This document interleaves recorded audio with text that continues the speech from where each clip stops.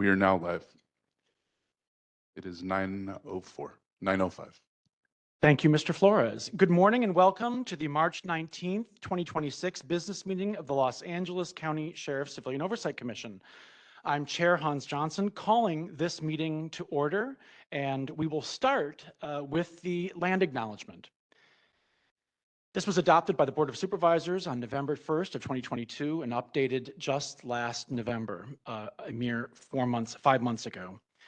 The County of Los Angeles recognizes that we occupy land originally and still inhabited and cared for by the Tongva, Tataviam, Serrano, Kij, and Chumash peoples. We honor and pay respect to their elders and descendants, past and present and emerging, as they continue their stewardship of these lands and waters. We acknowledge that the settler colonization resulted in land seizure, disease, subjugation, slavery relocation, broken promises, genocide, and multi-generational trauma. This acknowledgement demonstrates our responsibility and commitment to truth, healing, and reconciliation, and to elevating the stories, culture, and community of the original inhabitants of Los Angeles County. We are grateful to have the opportunity to live and work on these ancestral lands. We are dedicated to growing and sustaining relationships with Native peoples and local tribal governments, including, in no particular order, the Fernandino Tataviam Band of Mission Indians, Gabrielino Tongva Indians of California Tribal Council, the Gabrielino Tongva San Gabriel Band of Mission Indians, the Gabrielino Band of Mission Indians, Kij Nation, Yuhaviatum of San Manuel Nation, San Fernando Band of Mission Indians, the Coastal Band of Chumash Nation, the Gabrielino Tongva Nation, the Gabrielino Tongva Tribe. To learn more about the First Peoples of Los Angeles County, please visit the Los Angeles City County Native American Indian Commission website at lanaic.lacounty.gov.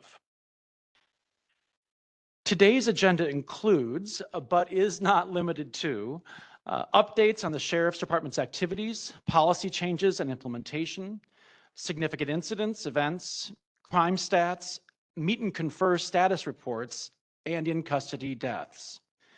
We have a presentation on automated license plate readers policy, deployment, and data practices ahead of an upcoming forum by this commission in our communities, and a presentation on the LA County Sheriff's Department's budget for fiscal year 26-27.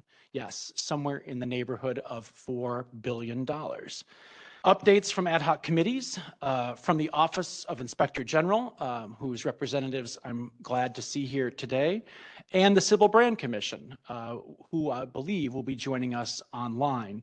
We also have 2 action items for consideration and approval. We encourage community members to share what they believe to be deputy misconduct. However, it's important to note that the Commission is not able to investigate complaints or review investigated files and confidential information. We aren't allowed to receive information about complaints from the OIG, but we are continuing to work on this issue, including access to personnel records under state law recently reaffirmed in AB 847 in 2025, effective January 1st of this year. Now, for our rules and policies on public comment, I turn it over to Robert Flores to talk about our code of conduct and comment rules. Thank you, Chair. Before we proceed, I'd like to reiterate that we are providing real-time AI interpretation of this meeting that supports more than 50 languages. Here's how you can access Wordly on our meeting agenda. You'll see a QR code and a URL. Scan the QR code and click on the URL, and then click on Attend. Once you have chosen your preferred language, translated captions will appear automatically. Virtual meeting attendees can listen to the translation in real time by unmuting the speaker icon. Attendees here in person will need to use their earbuds or headphones. To ensure a productive meeting for all, please follow the code of conduct as follows. Speakers must cease speaking when their allotted time is ended. Public comment must be related to the agenda item and be within the Commission's jurisdiction. Public comment does not include the right to engage in dialogue with the Commission. Be respectful of the views expressed by the speakers, staff, and Commission members. Please refrain from profane, personal, threatening, derogatory, demeaning, or abusive statements. Do not disrupt the orderly conduct of the meeting. Person engaging in conduct that disrupts the meeting is subject to being muted or removed from the meeting. Now I'll go over the guidelines for making public comment. Those wishing to speak in person, please turn in your public comment card here. Those attending this meeting remotely, please use the raise your hand feature on WebEx. If you're on the phone, please press *3. Each person called up to provide public comment will have up to 2 minutes to speak on an agenda item. The chair has discretion to change the allotted time due to time constraints. Non-agenda public comment will be heard near the end of the meeting. Now I will announce the rules in Spanish. Buenos días. Le damos la bienvenida a esta reunión a miembros de la comunidad que hablan español. No tenemos un intérprete, pero sus comentarios serán traducidos al inglés para la comisión después de la reunión. Si quieres un intérprete en el futuro, puedes enviar una solicitud 48 horas antes de nuestras reuniones. Si desea hablar en persona, completa una tarjeta en la mesa que dice comentarios públicos. Si desea hablar por WebEx, levante la mano. Si desea hablar por teléfono, presione *3. Simplemente diga la palabra español antes de comenzar y le diremos cómo proceder. Le daremos 2 minutos para sus comentarios públicos. Gracias.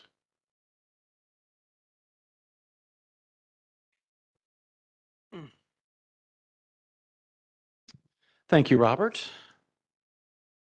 With that, we are prepared to call the roll of commissioners for attendance purposes. Can you do that, please? Co-Vice Chair Arthur Callaway. Here. Commissioner Irma Cooper. Co-Vice Chair Luis Garcia. Here. Commissioner Patricia Giggins. Here. Commissioner James P. Harris. Commissioner Jamon R. Hicks. Commissioner London McBride. He'll be arriving shortly, but not present. Commissioner George Newhouse, excused, and Chair Johnson. Here. We have 7 commissioners present and 2 commissioners absent. We have a quorum. Okay. Thank you. The consent calendar consists of the Commission's February 19th, 2026 meeting minutes.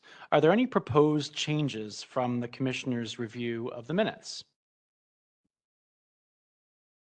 Hearing none, is there a motion to approve the consent calendar? Is there a second? Thank you. This item is now open for discussion. It was moved by Commissioner Harris and seconded by Commissioner Cooper. Any public comment on this item?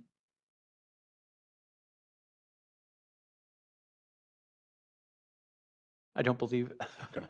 We do not have a public comment. Thank you very much. Can we proceed with a show of hands on the approval of the minutes, approval of the consent calendar? All in favor, please signify by saying aye. Any opposed? Any abstentions? Passes 7-0. Now, the Commission regularly hears family impact remarks at the onset of each monthly meeting. This involves public comment and extended time allotment for people who have lost loved ones due to fatal use of force by LASD. The procedure for making public comment is linked in the agenda. Robert, do we have any family impact remarks planned for today? We do not have any requests for family impact remarks. Do we have any related remarks that might be heard at the start of the meeting? We do have one. Okay. And is that from the Lopez family? It is. Indeed. I would ask if we might have an allotment of time, less than the 10 minutes, for any member of the Lopez family connected with Frank Lopez who might wish to make somewhat extended public comment here in this period at the advance of our agenda. Good morning. My name is Lorena Lopez. Welcome. Glad I'm- to have you. Thank you so much.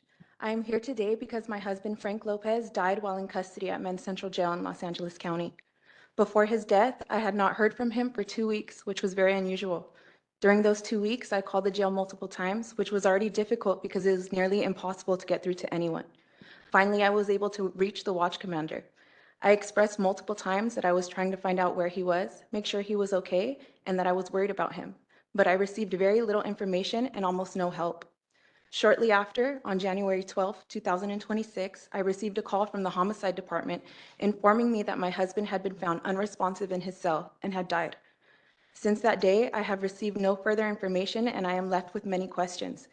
How long was my husband unresponsive before anyone noticed? Were any life-saving measures performed? Why was he being transferred throughout the jail so frequently and unable to make a phone call? Did he show any signs of distress or depression? And if so, why wasn't he evaluated for mental health? Frank Lopez was not just an inmate. He was my husband, a father, and someone who was deeply loved. When someone dies in custody, the county assumes full responsibility for their safety and well-being. Families like mine deserve transparency and answers when a loved one dies in custody. We deserve to know what happened, whether proper procedures were followed, and whether anything could have been done to prevent this tragedy. I am asking this commission to ensure there is a full and transparent investigation into my husband's death, and to hold the Los Angeles County Sheriff's Department accountable for the care and safety of people under their watch. No family should have to endure this without answers. Nothing will ever bring my husband back, but I am here today to be his voice and in the hope of receiving some answers regarding his death. Thank you for your time.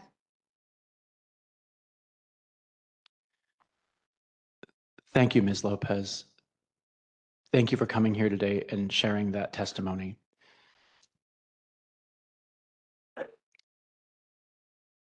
Our next item on the agenda is a periodic, and we're glad to say monthly report. Mr. Chair, can Yeah. I interrupt for Yeah. a second?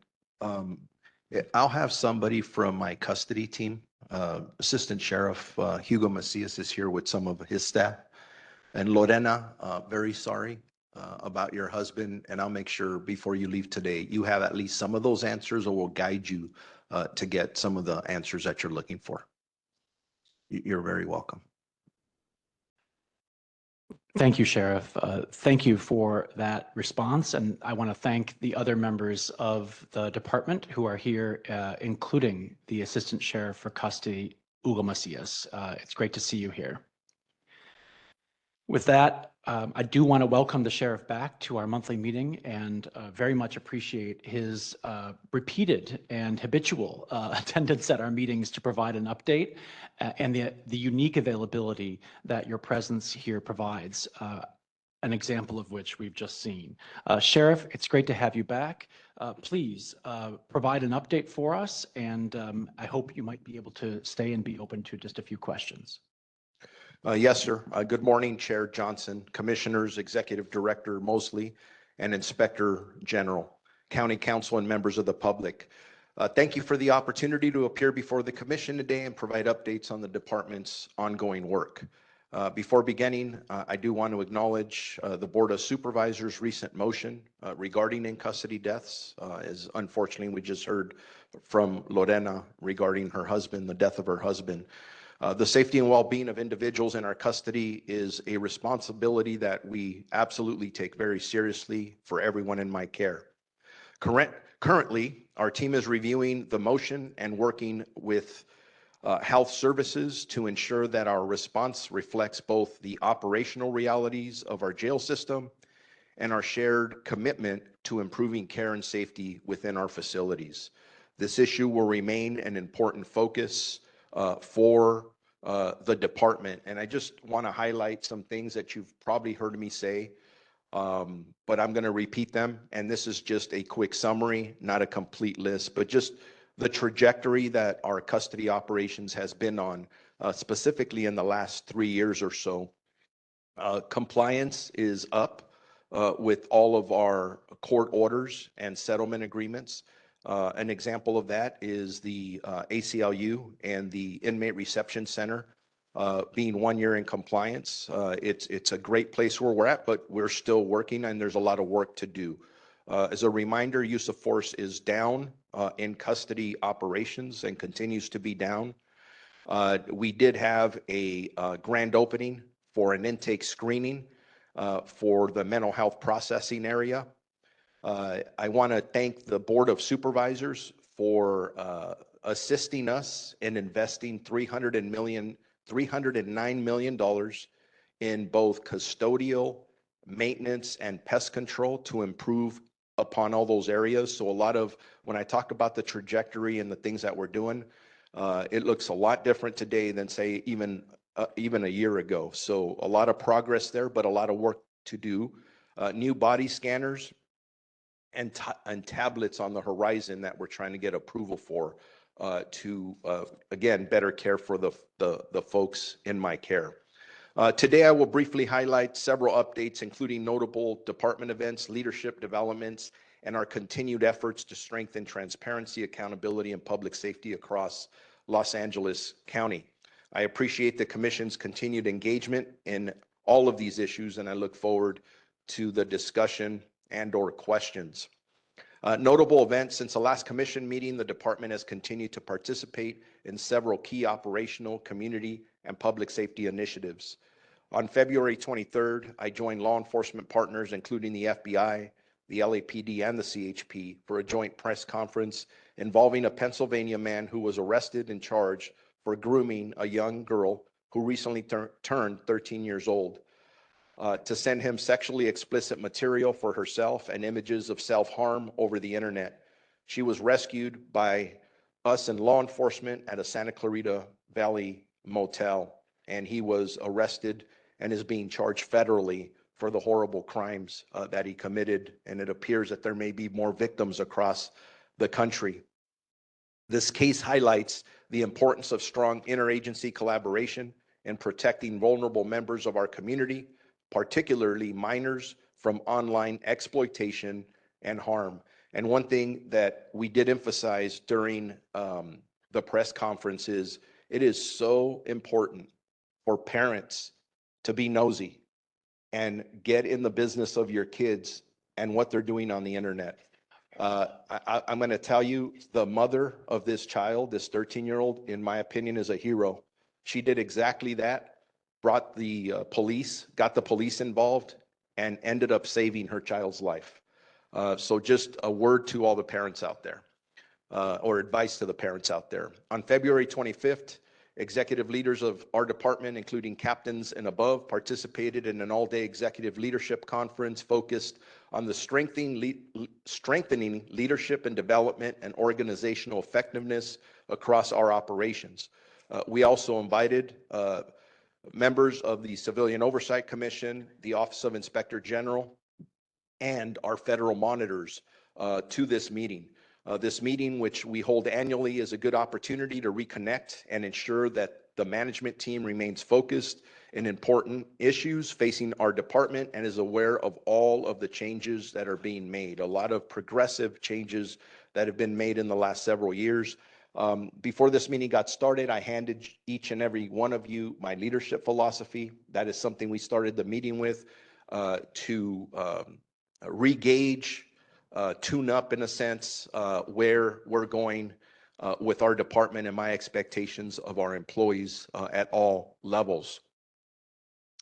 On February 28th, I attended the Lomita Sheriff Station 50th anniversary, honoring decades of service, the station longstanding dedication to public safety and community partnerships. It's actually the community members of that general contract area who paid for the event and put it on, celebrating all the work that the members of our department do in that specific community. Also on February 28th, the department issued several public safety alerts in response to national and international events, including updates on the conflict in the Middle East and a hate crime incident in Michigan. And actually, there's been several incidences across the country and really across the world that has a lot of people in our community on edge, specifically in specific religious groups. These alerts are intended to keep our communities informed and reaffirm our commitment to vigilance and public safety. The department remains on alert for all instances of hate crimes, and I encourage anyone who is a victim of a hate crime or a hate incident to please report it to us. If you don't report it to us, it's like it never happened. And we don't want anyone to get away with this despicable type of activity. We have an excellent group of detectives who are well trained and diligently addressing these type of issues. On March 5th, The department took part in a press conference regarding the arrest of a suspect that ended up in Hawaii, linked to a deputy-involved shooting in the Lomita area. During that incident, the suspect was alleged to have shot at a black and white police car, clearly marked, with a deputy driving down the street, attempting to murder that deputy. We worked the case, arrested the suspect, and brought him back to California, where he was going to be facing serious charges. This case shows the department's dedication and teamwork with other law enforcement partners to ensure accountability and deliver justice. Also on March 5th, we celebrated the Academy Class Graduation 487 with 51 new deputies joining the department as they began their service to the residents of Los Angeles County. As I've stated in here and been asked about, our recruitment is increasing. Since we hired our marketing firm, our recruiting is up about 25 or 29%. So anyone who is interested in joining our department, whether it is to be a sworn deputy or a professional staff member, we are hiring. And we pride ourselves in hiring a diverse group of folks, which, by the way, I don't know if I mentioned this long enough, but we have hired dozens of DACA deputies that are becoming some of our best deputies out there.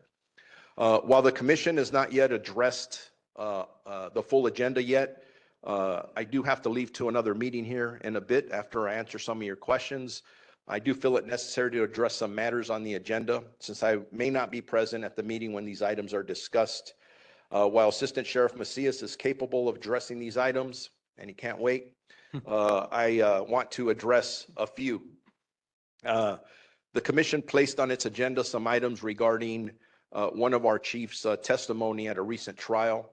Trial alleged that the department did not promote someone because of a tattoo, in which, by the way, the department won that case.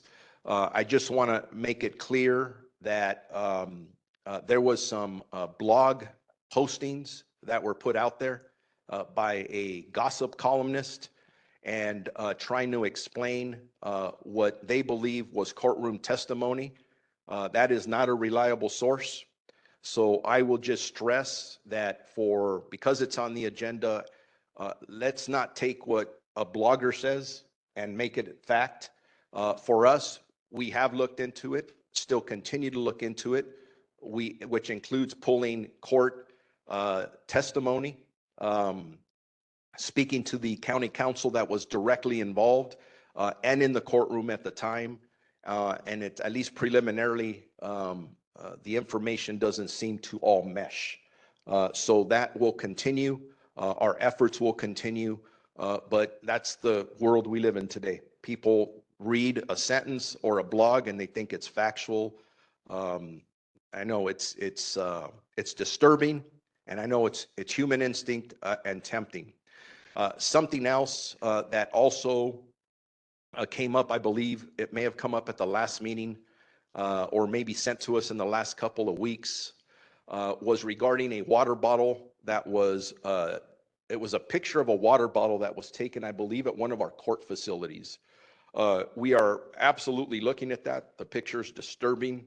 And it was a sticker on a water bottle of a deputy while on duty, and apparently in court, which is inappropriate. This undermines all the hardworking people in our department and tarnishes our image. We are investigating this matter. If any member of the Civilian Oversight Commission has additional information on this matter, we encourage you to provide it so we can provide facts and evidence for the case to make it stronger if the allegations are correct. The next item is a Fort Apache logo. I've said this publicly. I don't like the logo used by our East LA station. However, the logo itself does not state Fort Apache on it, and any statement that it does should not be perpetuated.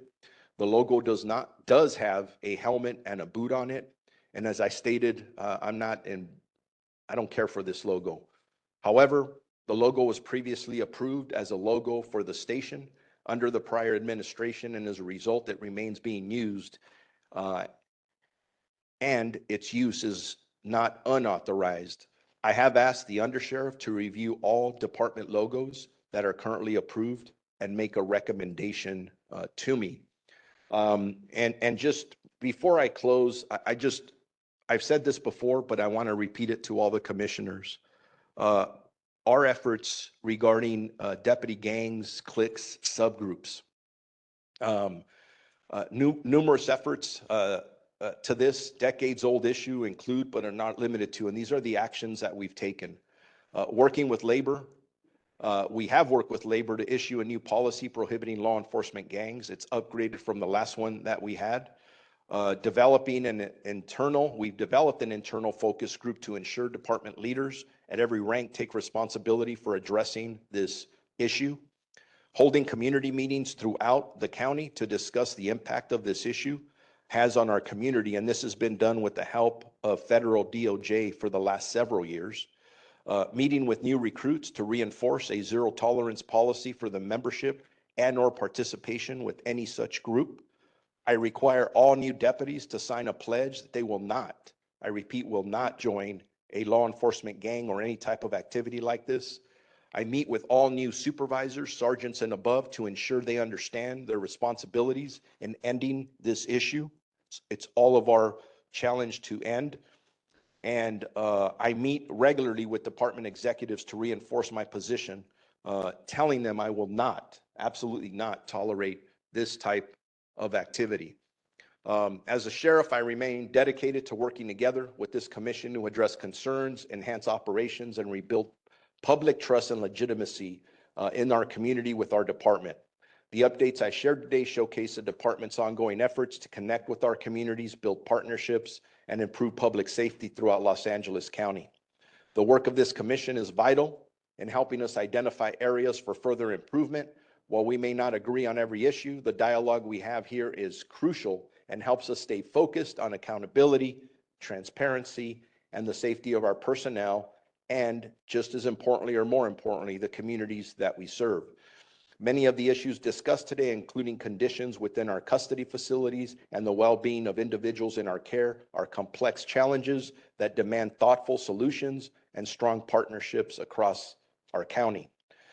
We shall share the same goal of ensuring our custody system is safe, accountable, and responsive to the needs of the people that we are serving. So I appreciate the opportunity to provide this update, and I stand ready to answer your questions.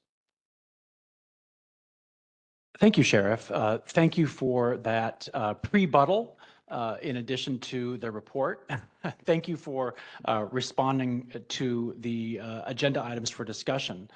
I want to just note that the item placed on the agenda about court testimony is appropriate for an opportunity to clarify the sheriff's position, not a statement of fact, not bolstering what I think you maybe accurately characterized as a partisan gossip columnist whose blog did create some ruffles throughout LA County.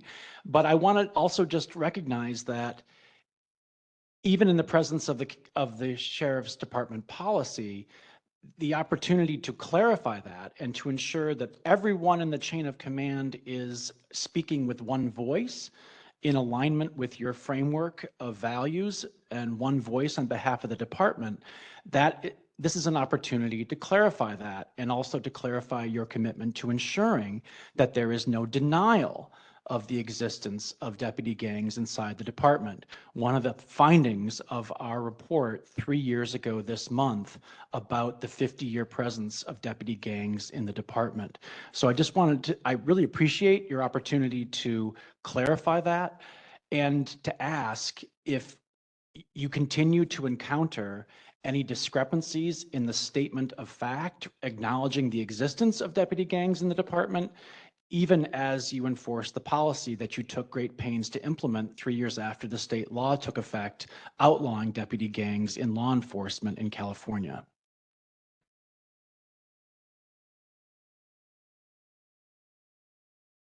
I'm sorry, there's a question in there? The question was, if you encounter statements that smack of denial or that speak explicitly about the denial of deputy gangs.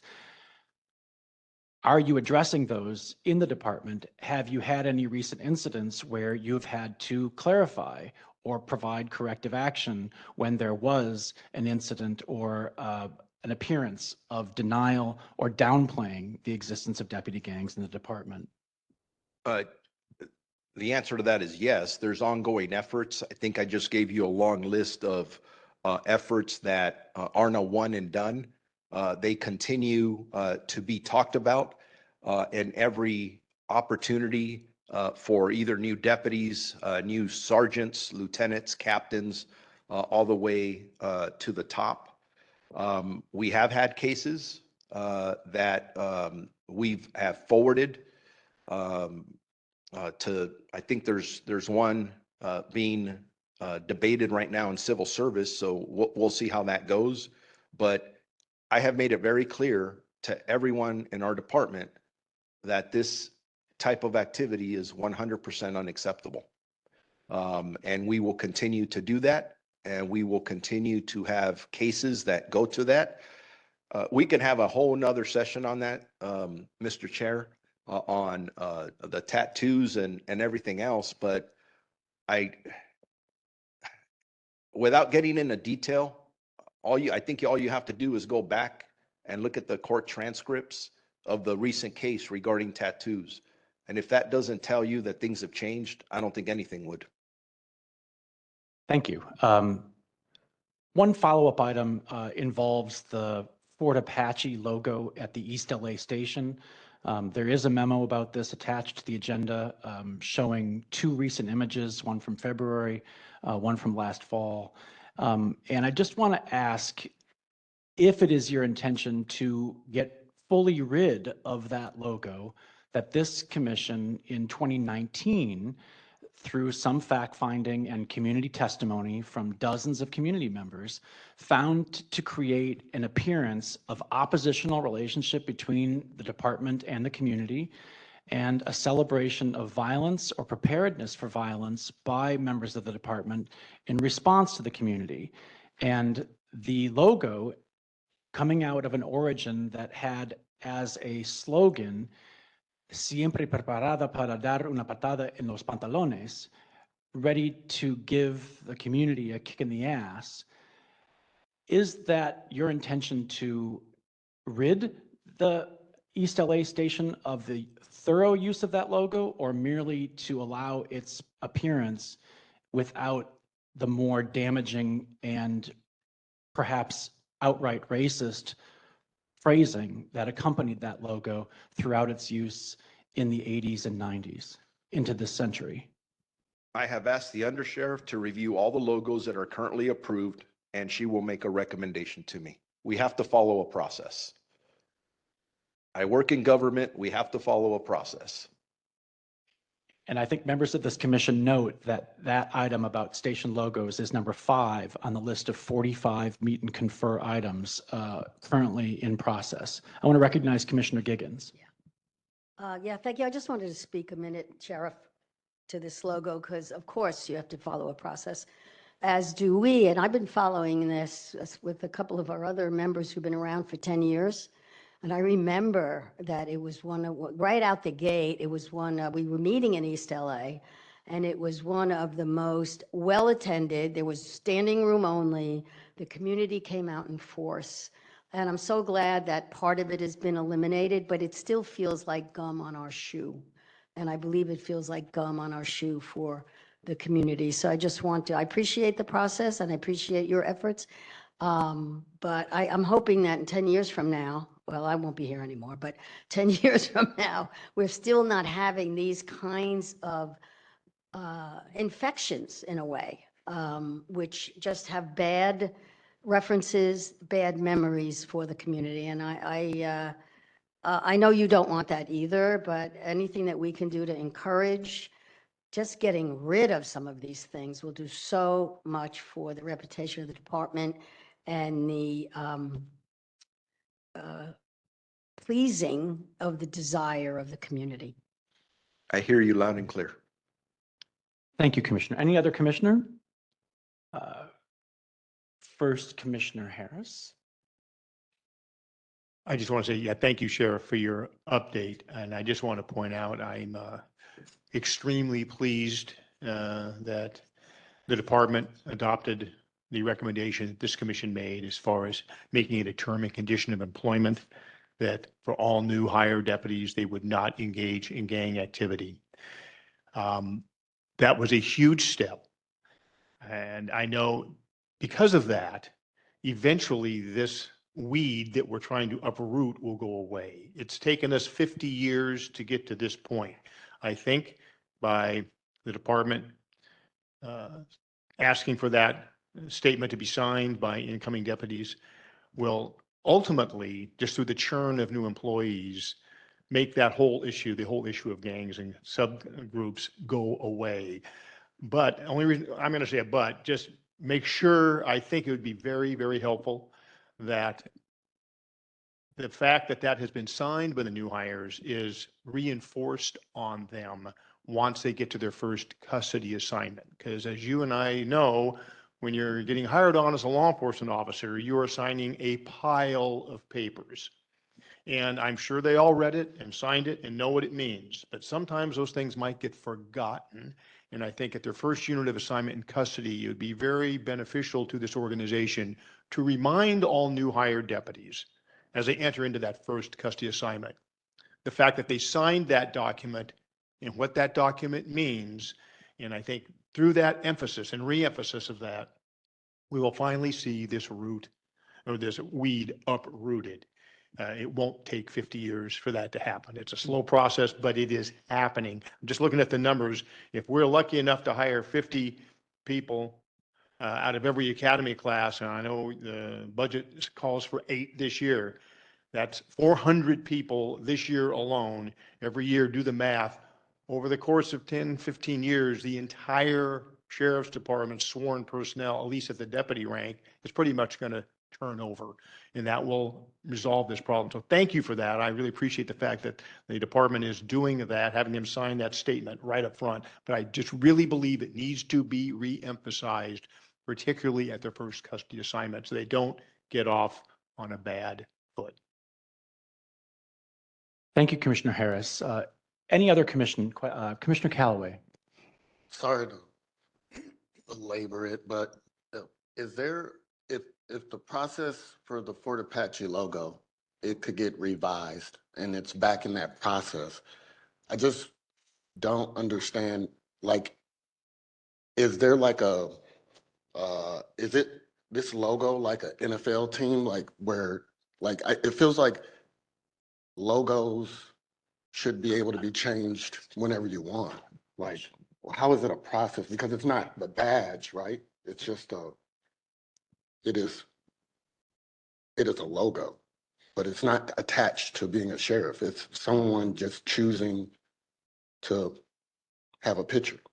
And there's a policy for logos for the department because we have such a large department.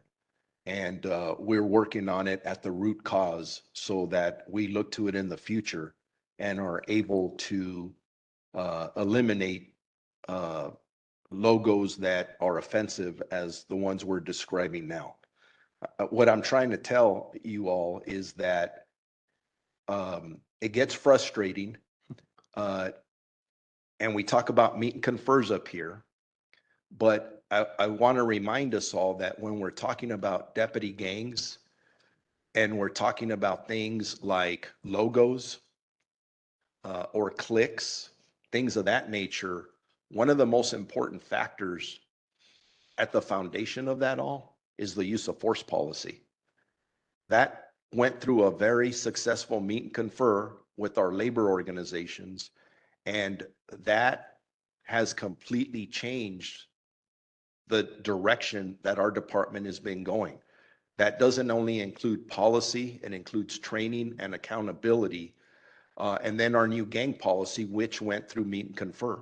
I just give you that as examples to come back around. So whether we're talking about cliques or when we're talking about 847 and all these other issues that are lined up, that's a process we have to go through. If we do not go through that process, we will find ourselves in court And as hard as it is to believe, we may lose it because we did not follow the process. If I want to create the lasting change that this community demands, that I promised I would give, I'm doing it the right way. It is slower, it is frustrating, but we're doing it the right way. Okay, sorry. Thank you. I just want to recognize Commissioner McBride has joined us. Welcome. We're glad to have you. 8 commissioners present. Just a clarification. First, Commissioner Garcia had a point. Let me Okay, clarify. I'm sorry, Vice Okay. Chair. What I'm saying is I have a logistics company and I have a logo. That's the company logo.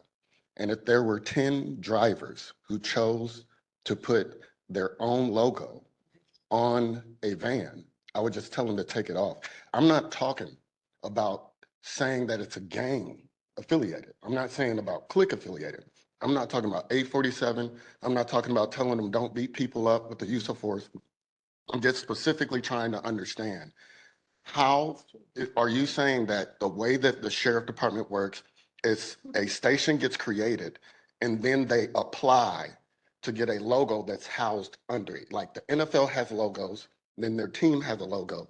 And if 10 players on a team did another logo that's not theirs, the coach can just say, don't wear it. But you're saying that that's not how it is. And I don't want to talk about any use of force or nothing. I'm just talking about the policy that specifically talks to whether you can have a logo or not. Because a logo can be changed whether it's offensive or not.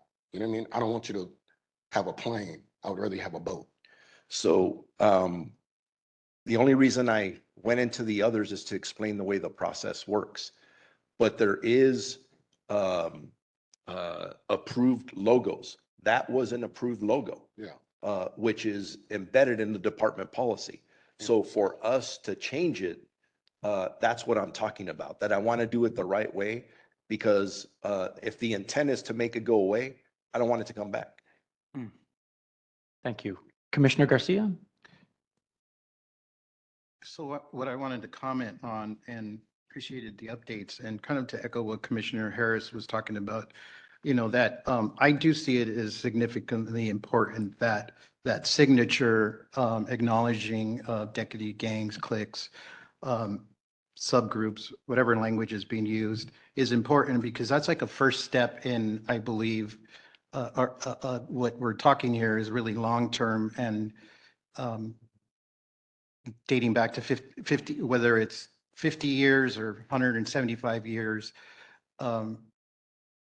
these actions and these issues that have been plaguing the department is essentially connected to leadership and a culture shift, I believe.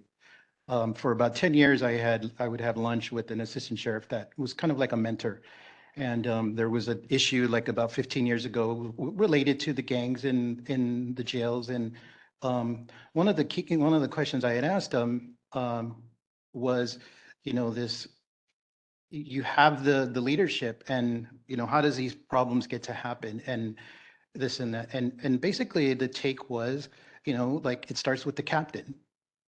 It's in that division, or within that context, you have patrol, you have custody, this is a big department.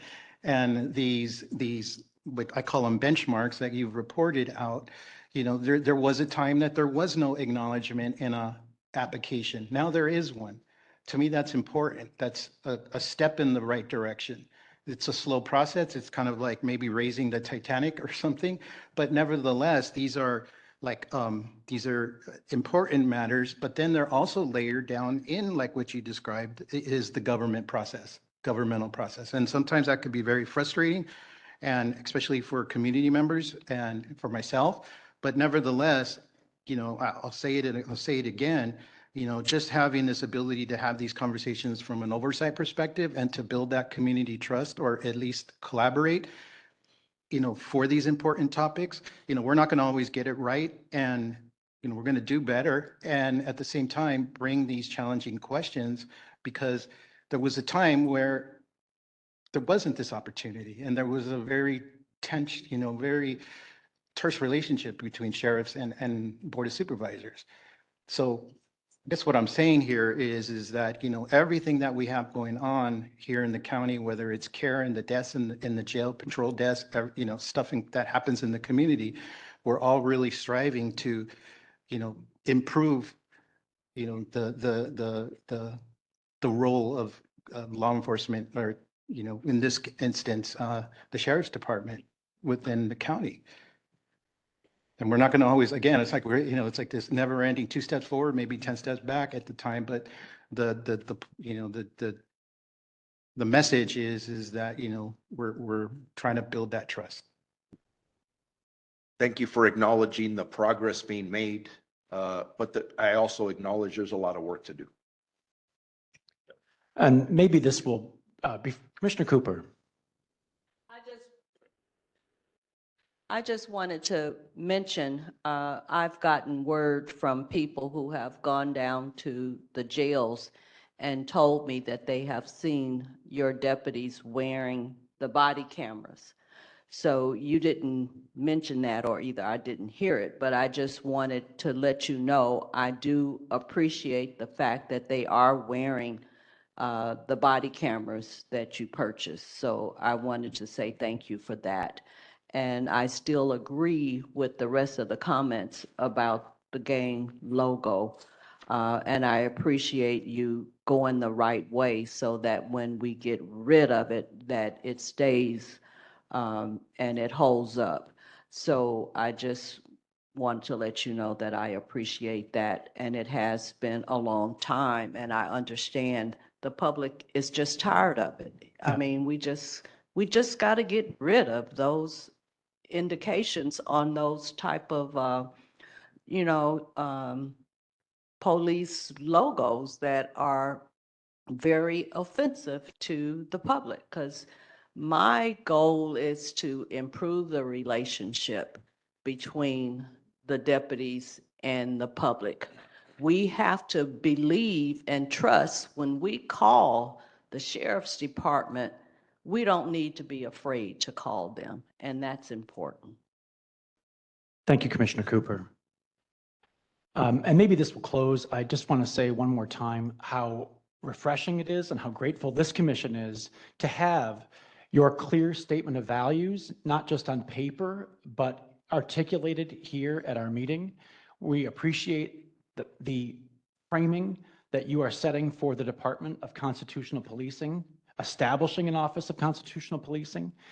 So when we hear statements or gain evidence, spurious or otherwise, of denial or deviation from that policy, we want to be able to clarify and to redress it and to rebut it. Would you be, as you offered, would you be willing to share with us the testimony from that case so that we can review that and make sure that there is no deviation or denial from the standard that you are setting for the department? I'm sorry, what case do you want shared?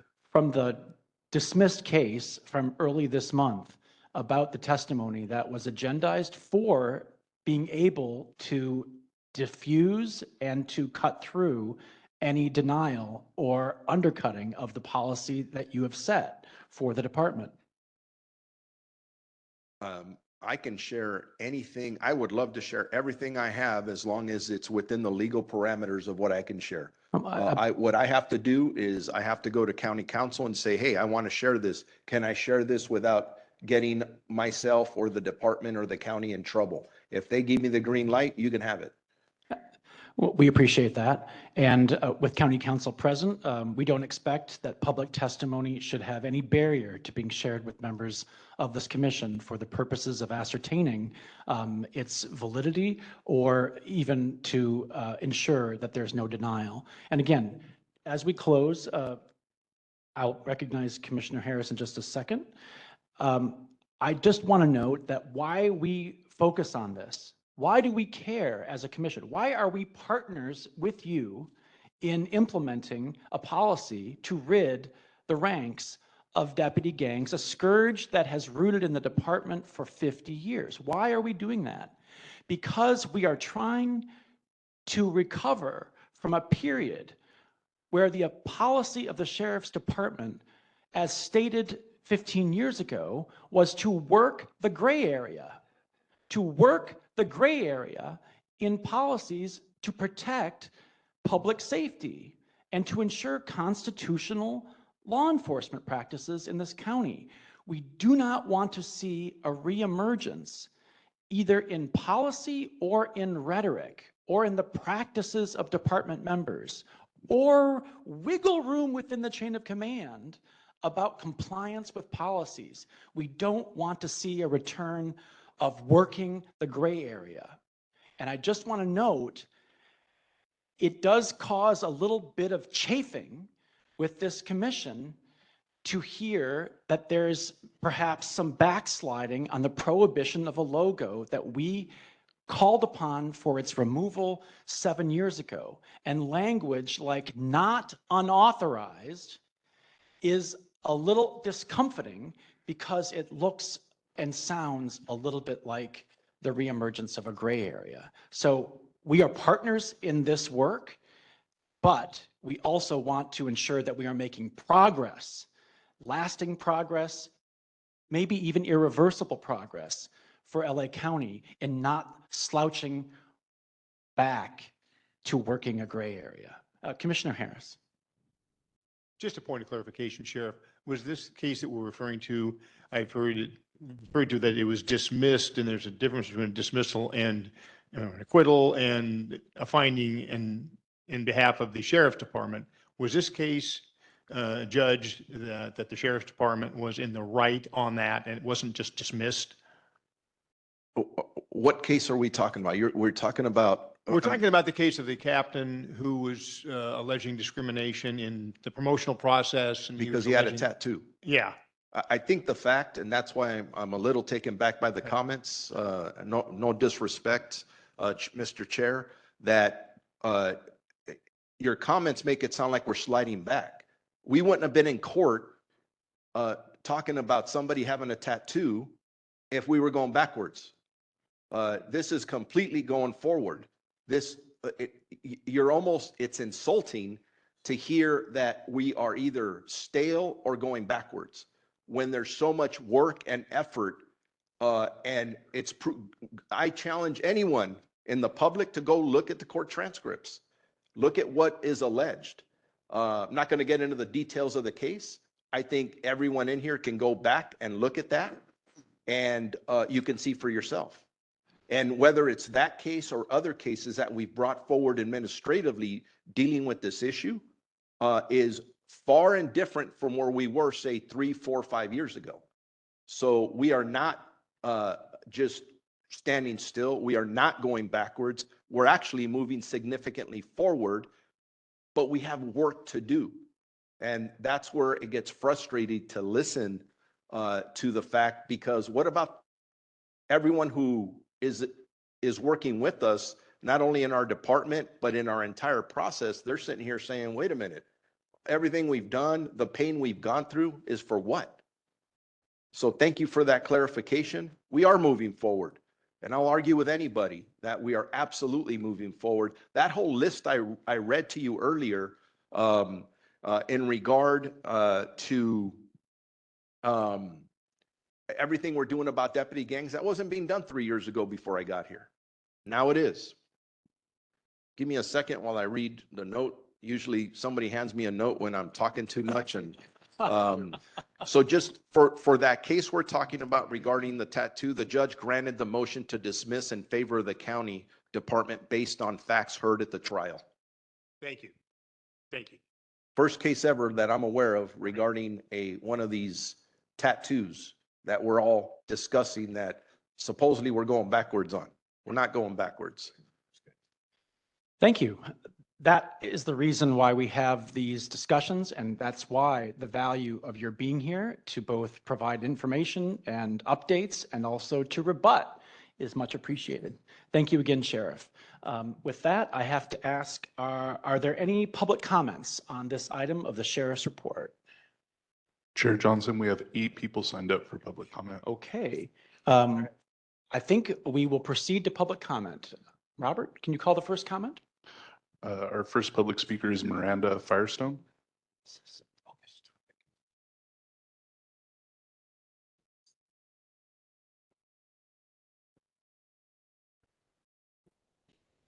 Okay, thank you. Good morning. My name is Miranda Feinstone, and I'm a civil rights attorney at the Social Justice Legal Foundation, which is a nonprofit based here in Los Angeles. I'm glad to see on the agenda that there were updates about new policies regarding in-custody deaths and addressing this issue.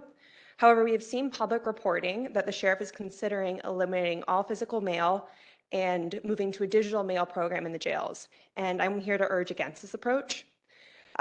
Generally, these digital mail policies work by having all incoming mail to the jails sent to a third-party facility where it's scanned and made only digitally available to incarcerated people on tablets.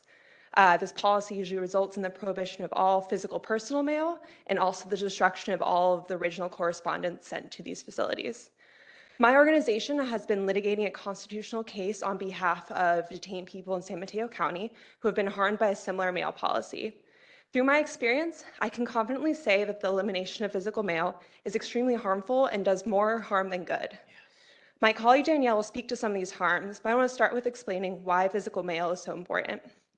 Jails are an isolating place, and physical mail is a lifeline connecting incarcerated people with their loved ones. This connection is essential to mental well-being in jail and also reentry outcomes. Studies have also shown that physical letters help improve outcomes for children with parents who are incarcerated. And my clients have spoken to me extensively about why physical mail is so important. It's something tangible that they can hold, hang on their wall, and keep with them and know that a loved one has touched it. Digital mail just pales in comparison. Seeing your child's drawing on a tablet is not the same thing as holding it. So while custody deaths in LA are a very serious matter that need to be addressed, moving to the elimination of physical mail is not the solution and will harm incarcerated people and their families more. Thank you. Thank you, Ms. Firestone. Next. Our next speaker is Danielle Wyman.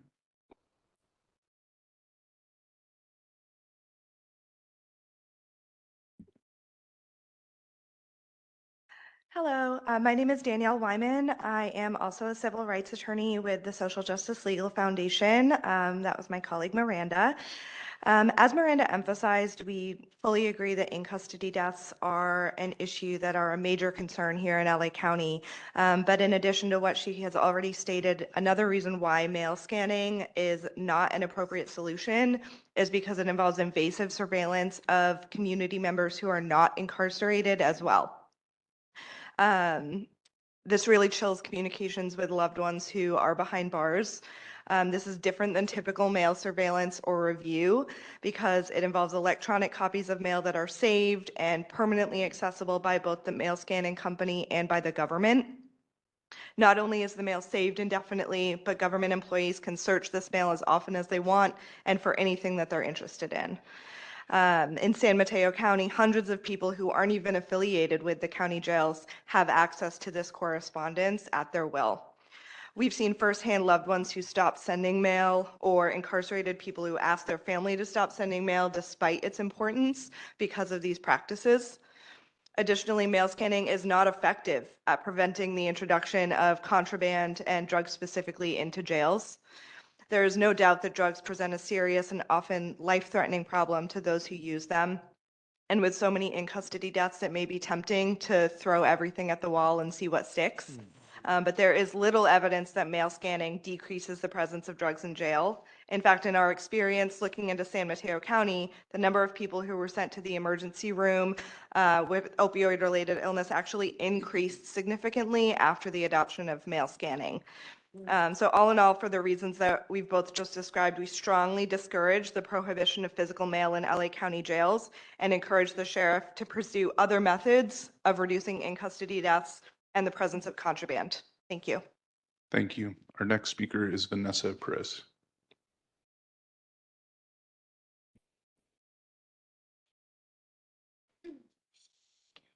First, I want to say, give my heart to this family here who lost her husband inside the jail. Next, I want to say about the deputy gangs. You guys said something about deputy gangs. What about the captains and the sergeants that have been promoted and still affiliated with the deputy gangs? What about them not signing the contract? Next, I want to say my son Joseph has not had a proper meal for over 3 weeks. Again, I raised the same issue last month, and while it was temporarily resolved, it since has returned. My son is vegan. While I understand there may be additional dietary considerations, his meal must still align with his vegan diet. Yet every night he is still served chicken, leaving him only to eat the vegetables. This is not a complete or adequate meal. I have exhausted my resources available to me. This is why I'm standing here asking for your help. For the sheriff and now Macias to give me a little bit of help with this. Please help me ensure my son is given a proper meal. Yesterday, out of frustration and desperation, he threatened to go on a hunger strike. I contacted the watch commander and still nothing was fixed. Because of his lack of proper nutrition, Joseph is now refusing medical procedures, including a biopsy and his blood work. He told me they sedate me and I already feel sick, especially with no food. He is supposed to eat 30 minutes before these procedures are being done, and right now that's simply impossible. I do not know where in the chain of commands this is breaking down, but somewhere my son's dietary needs are being ignored. Joseph believes it may be the nurses, but I cannot say for certain. What I do know is that he has done everything asked of him. He has submitted multiple grievance forms, request forms, and medical requests, and still nothing has changed. I am asking you now, Macias and Sheriff Luna, please help me get Joseph his proper diet meal. Thank you. Thank you. Our next speaker is Isaac Asbury.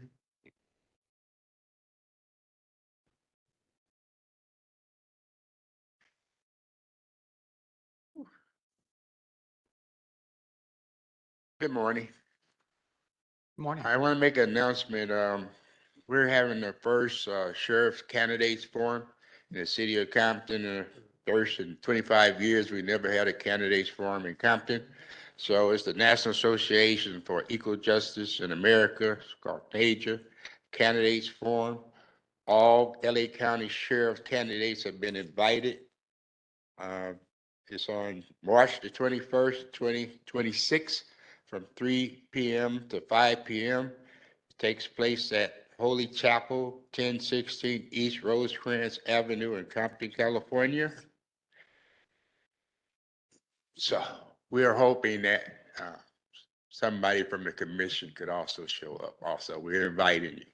So every candidate's been informed, advised of the candidates forum. And I leave you a copy. I want to speak on the city of Compton. I will say my thing is fatal shootings. Okay, the city of Compton, there are no more fatal shootings in the past 3 years for the city of Compton. So I knock on wood. But you have 46 deputies who are sitting in federal prison right now. 46. And one of them, his name was Michael Colbert, and he was a helicopter pilot for LASD. But nobody's talking about he had 8 fatal shootings to his record. So if they want to keep the deputy gangs logo, let them keep them. Because if they have the gangs, it's easier for me to track them. In the boot, and the helmet in the boot, it says kick you in the pants. In Compton means kick you in your ass. Okay, have a good day. Thank you. We can have Ron Donzel take the podium, and if we can have T. Carter, please get in line.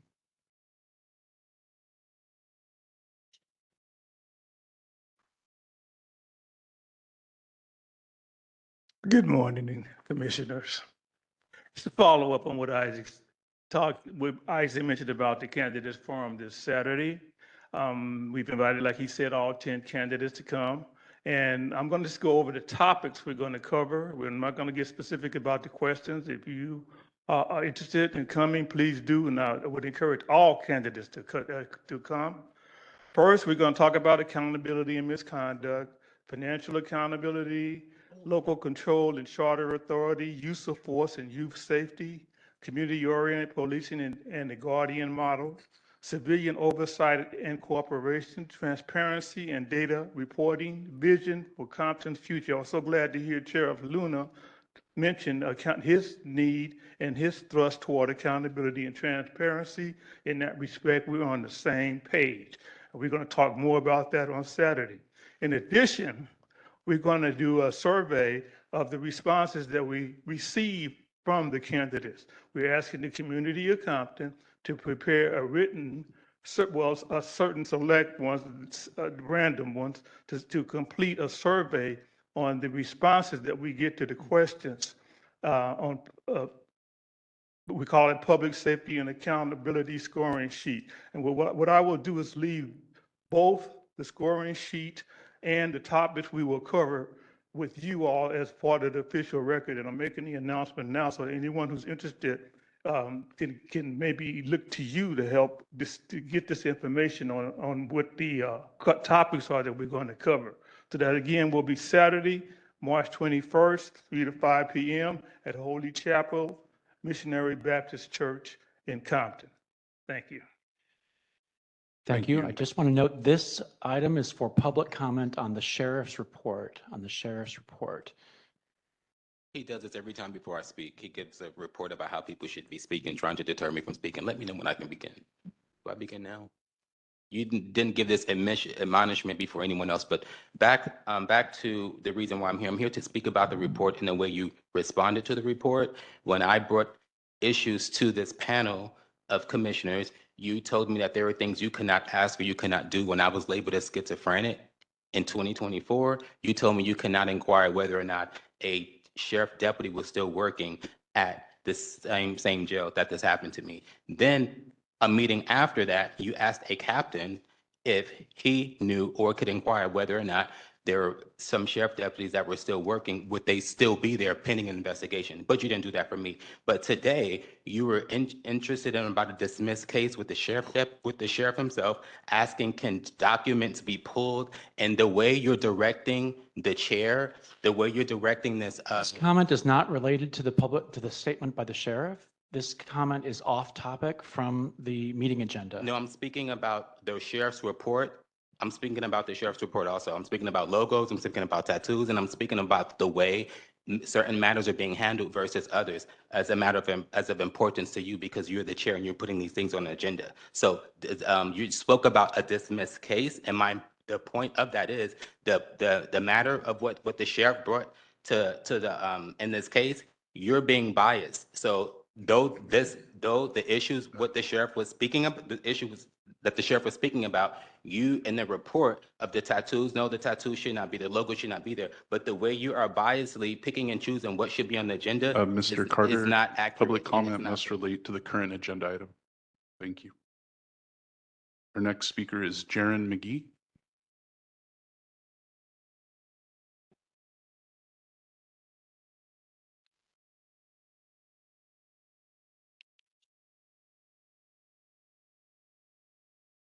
What's going on?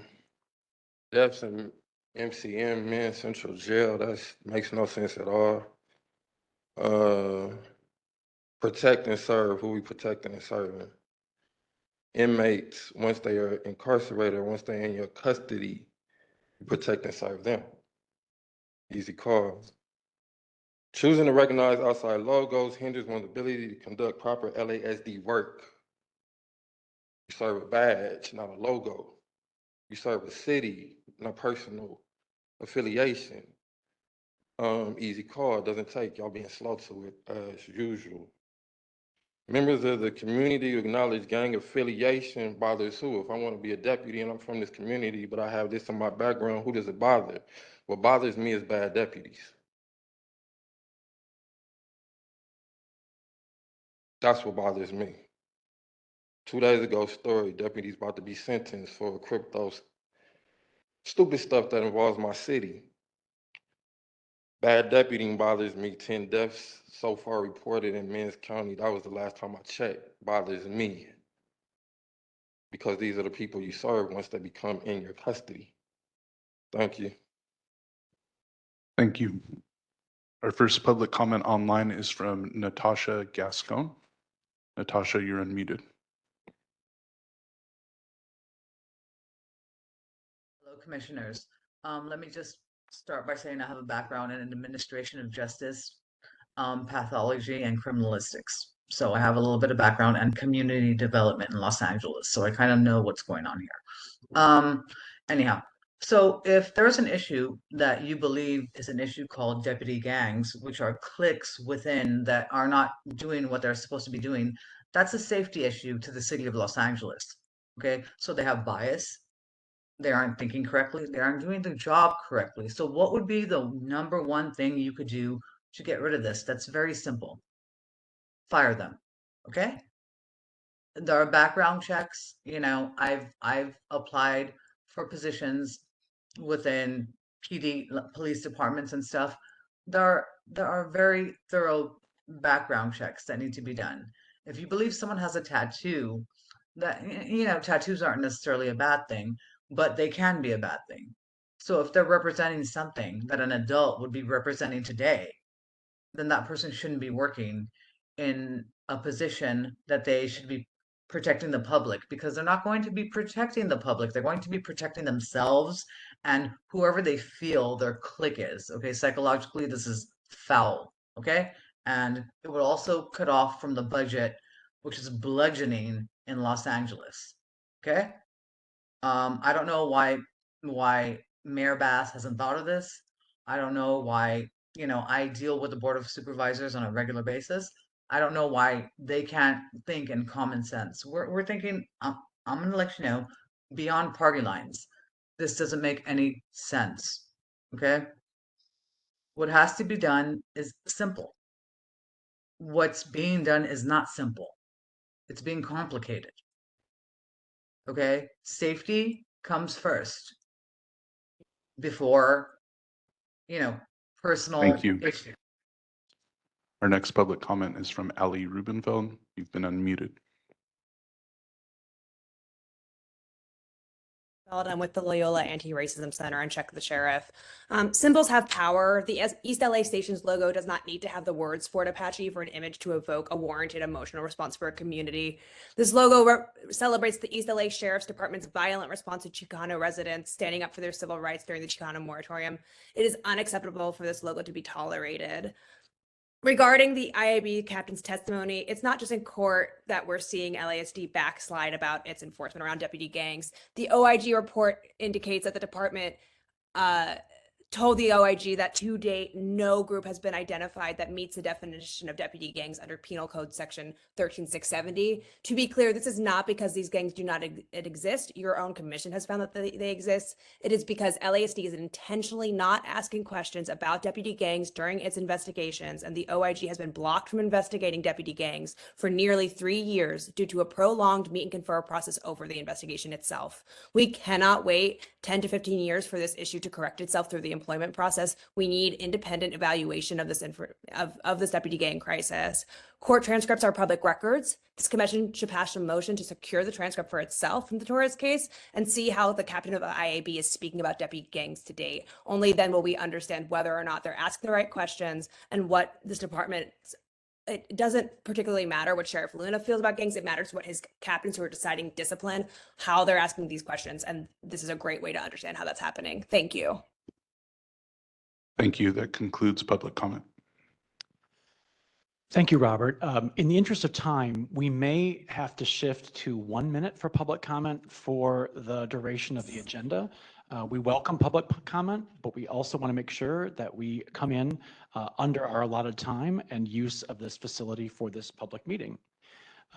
With that, I want to shift gears and recognize first the Executive Director of the Civilian Oversight Commission, Charmaine Mosley, for a brief report and update.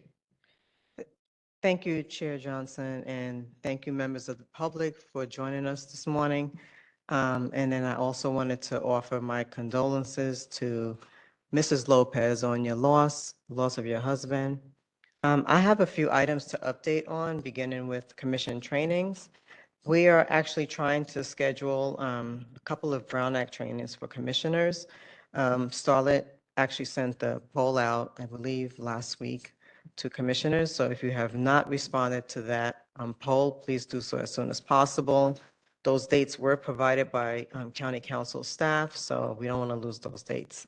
So that's number one on the training. I also met with Commissioner McBride and went over component 2 of our training program, which included the history of the commission, overview of NACOL, and commission goals, and also governance documents such as bylaws, the ordinance, et cetera. Once he receives his county email, I think, actually, no, he received his county email. So that's a good thing. So now Commissioner McBride, you'll be able to log in and start those. Actually, I would recommend looking at LASD's training modules that's in there. You'll be able to access that. And I am expecting you to hopefully complete the rest of the components within the next 2 months. All commissioners except for actually, let me just cross that out. All commissioners should not now have access to county email accounts, and just a kindly reminder to try to log in to those trainings in a timely manner so that they don't pile up.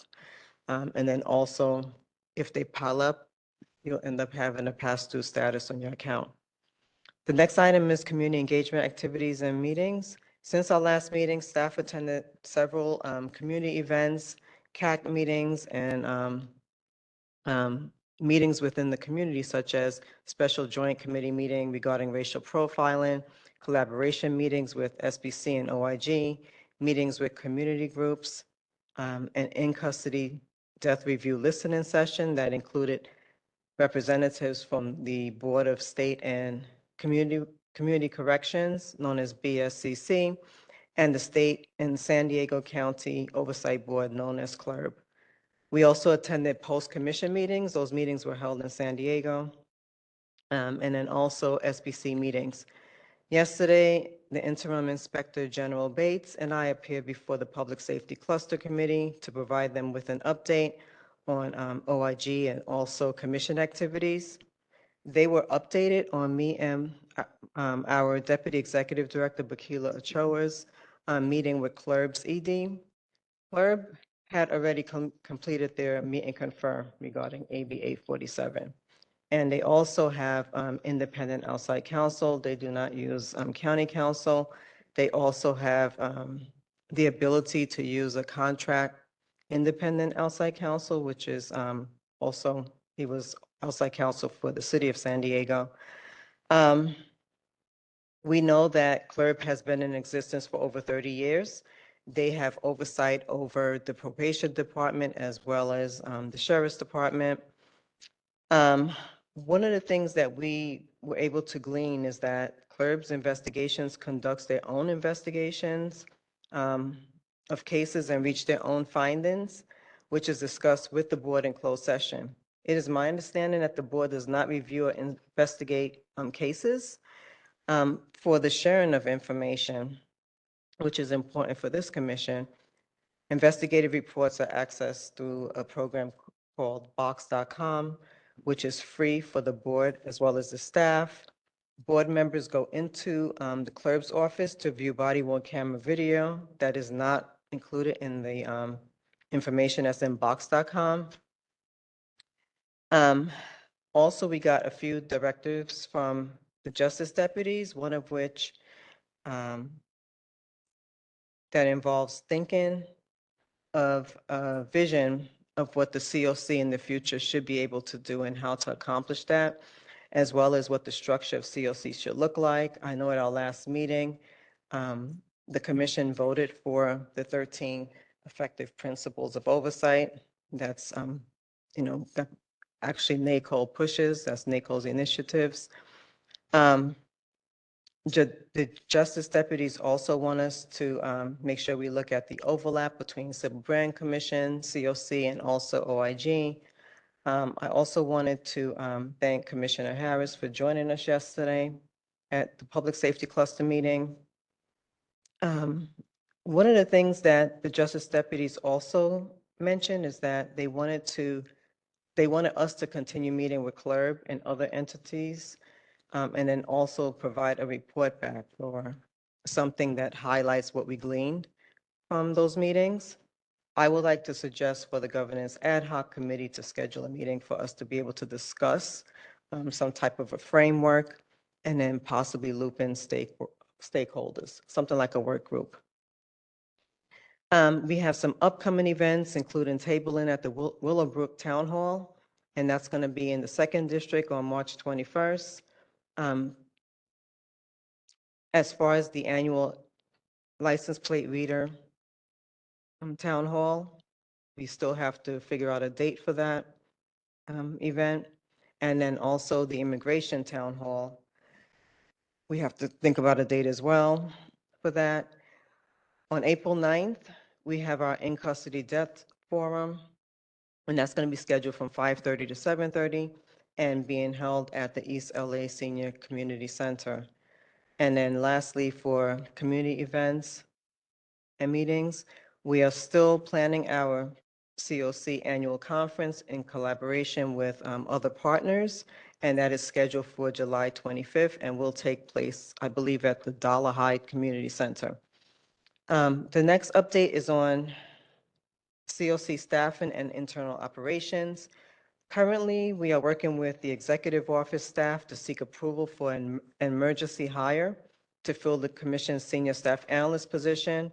This is a very difficult role to fill, given the level of research and writing required to support the commission's work. With the county's current hiring and spending freeze, which we got informed about yesterday, additional justification and formal approval will be necessary. And I wanted to also remind, the commissioners that we do have the NACO conference that's coming up at least sometime later on this year. That conference will be taking place in Louisville. Check on the name of that.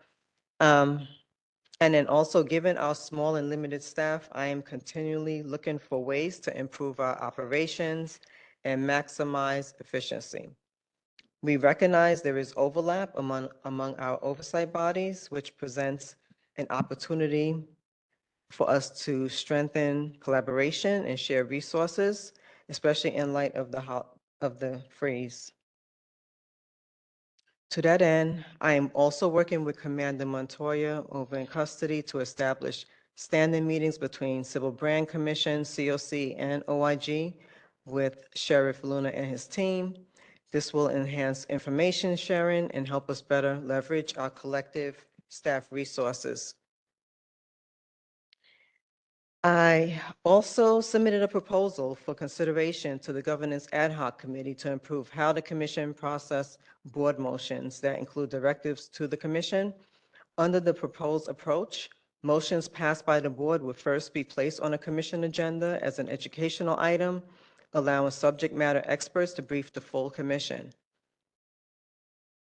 The item would then be referred to an ad hoc committee for further review and follow-up. Currently, motions are automatically assigned to an existing ad hoc committee composed of less than a quorum of commissioners. The proposed restructuring is intended to promote greater transparency, shared understanding, and full community engagement while strengthening our overall operations. It will also allow for earlier collaboration with OIG in the process. The Governance Ad Hoc Committee members has expressed support for this proposal, and we anticipate bringing it forward for consideration and approval at the April Commission meeting. The draft of the COC's 2025 annual report is undergoing review still, and we hope to have it finalized and ready for our next meeting. It will be on the consent agenda for finalization. And then also, well, actually, lastly, our office is temporarily relocating from the World Trade Center to the basement of HOA until construction of the Vermont office building is completed. And that concludes my report. Thank you. All right. With that, I want to give thanks to the Social Justice Legal Foundation representatives who joined us here today, including for your valuable public comment. We welcome additional follow-up from the foundation and findings, especially from relevant case studies that may be instructive or dissuasive to LA County regarding forthcoming policy. Thank you for joining us here today and for your comments. From the chair's report, I just want to note the items that are linked on the agenda, several items there. Just an important status report on our work to update and strengthen the commission's own mandate under our ordinance 3.79, listed as item 2 on the agenda. Point number 1, also, we are not giving up our effort to actually implement and enforce state law for access to for compliance with the subpoenas issued in 2025, reissued here in January of 2026 for the 3 uses of force and cases that I think are chilling and important and sent shockwaves throughout LA County and beyond about use of force. We're still trying to get further information so that we can answer the public's request for further sunlight on these cases. The third point I want to raise is about the escalating use of meet and confer. Commissioners may see a reminder as reference of 45 items subject to meet and confer as of December 2025. Number 5 on that list of 45 items in meet and confer, as per county council interpretation of state law, involves the station logos, an issue that we've discussed here and that is brought up under this report and a following item. We continue to monitor and express concern about the mounting roster of meet and confer discussions and how items continue to be relegated to meet and confer, whether or not those necessarily meet the definition of the scope of representation under the Myers-Melius-Brown Act. There is pending litigation and a forthcoming decision on that matter that may be quite dispositive with regard to the mounting toll of meet and confer negotiations that continue to rise of great interest to this commission, including items that the commission has acted on many, many years ago for enforcement or for implementation by the department. Also, we are welcoming a report, a brief update on our agenda here today by the Assistant Sheriff for Custody. It's great to have Hugo Macias with us. We'll get an update about the follow-up on reports of sexual assaults or jailer on inmate sexual assaults, a brief update on action by the department. And I just make reference again to the findings and the graph from last month's agenda about the deaths in custody. We are seeing overall a general increase in that. Many circumstances and patterns, especially involving narcotics use, are contributing to that, and health of incarcerated people upon entry into the department. But we have concerns about patterns of deaths in custody and some unanswered questions about what might be contributing to them and whether those fatalities might reflect some lack of diligence in monitoring the health, safety, and well-being of incarcerated people. We just heard an unsettling report here today about one such death in custody, and unanswered questions, and questions that deepened because of family members' inability to communicate either at all or at least regularly with incarcerated people. We've addressed the issue involving testimony. We expect the next agenda of this commission for April to include some reference to the testimony from the now dismissed case, discussed in detail with the sheriff just an hour ago. And finally, 2 items here that have memos attached for the agenda for public reference. The first deals with the station logo from East LA and its appearance not just on the uniforms of deputies called out for service, on video provided by our community partners, long-standing community civil rights, peace and justice, and anti-war organization Centro CSO from September of 2025, showing the Fort Apache logo on the uniform of a deputy, but also in a more celebrated and even perhaps more direct official capacity on the Valentine's Day greeting from just last month. That Fort Apache logo appeared even in something as incongruous and potentially as unsettling as a celebration of Valentine's Day and thanking members of the station for their service to the community. That logo sends a completely contrary message. And I just ask for people interested to look at that memo and note action by this commission in 2019, which found that logo to be offensive and culturally insensitive based on extensive feedback from the community, some of whom may be joining us here today, both in person and online. We have an obligation to continue to follow up on this and to make sure that these kinds of offensive logos and imagery and insignias do not poison the public trust and interfere with, as Commissioner Cooper stated earlier, the trust that Angelenos have that we will get equitable responses from our public safety and that we will not be harmed in the course of summoning public safety to our aid or around a call for assistance at the community level. Finally, since we didn't discuss it in detail during the sheriff's appearance and his update, I want to call attention, item number 8 on our agenda, the sticker that appeared on the water bottle at a courtroom in our Justice Center earlier this month, the Clara Shortridge Foltz Justice Center. This was on the property of an on-duty LASD deputy serving as a bailiff in a courtroom. It is unclear, based on the community report and alert about this concerning sticker, that for the record states, Men's Central Jail, make custody violent again.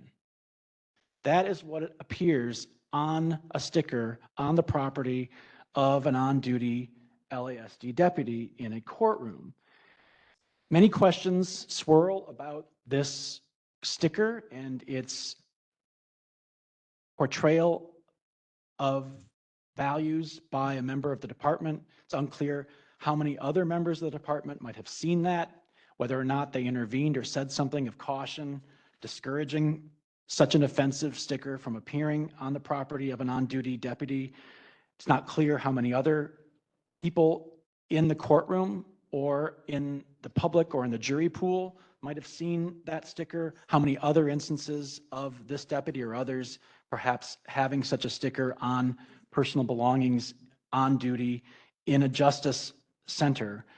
But I just want to note that this was brought to the attention of this commission, and we wanted to make sure that this was put on the record for discussion and that it be on the record for a concern about the contrary message it sends to the statement of values and the policies outlined by the sheriff today, and certainly in the sworn duties of sheriff's staff and personnel, all the way from the bottom to the top of the chain of command. Are there any questions or any additional comments about those items from other commissioners? Seeing none, I want to move on to the next item. We'll be taking public comment following that. I believe we have, let's take public comment now, excuse me. We'll take public comment on both the executive director's report and the chair's report. Do we have any public comment, Robert? Yes, Chair Johnson, we have 2 people signed up for public comment. As a reminder, public comment must relate to the current agenda item 8A and B, which is the executive director's report and the chair's report. Our first public comment comes from T. Carter.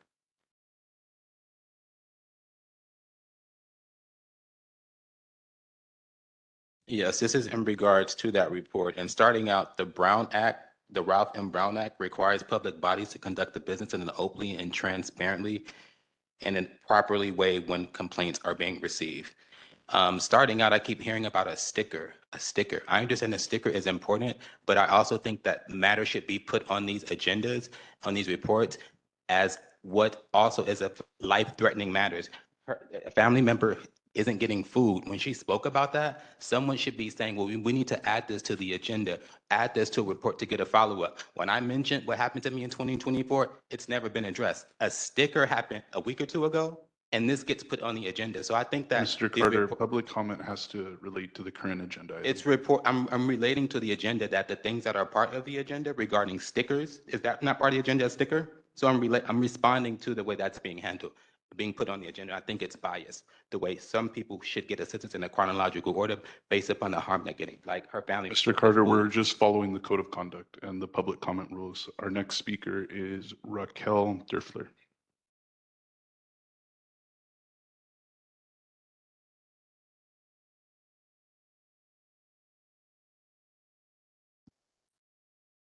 Good morning, Raquel Derfler with Cancel the Contract and Check the Sheriff's Coalition. I really wanted to speak about the sheriff's response to the chair's mentioning of their appearance of the department staying still or backsliding when it comes to deputy gangs, things that were in the chair's report. So his response was ludicrous, and that to state that the chair's comments were insulting, were egregious. The sheriff was conflating the Taurus case with the Fort Apache logo still being displayed at the East LA station, two different things. And that to compare being held accountable as painful or insulting is actually an insult to the families of folks that have been killed or harmed by deputy gangs. Thank you. Our next public comment is from Vanessa Perez.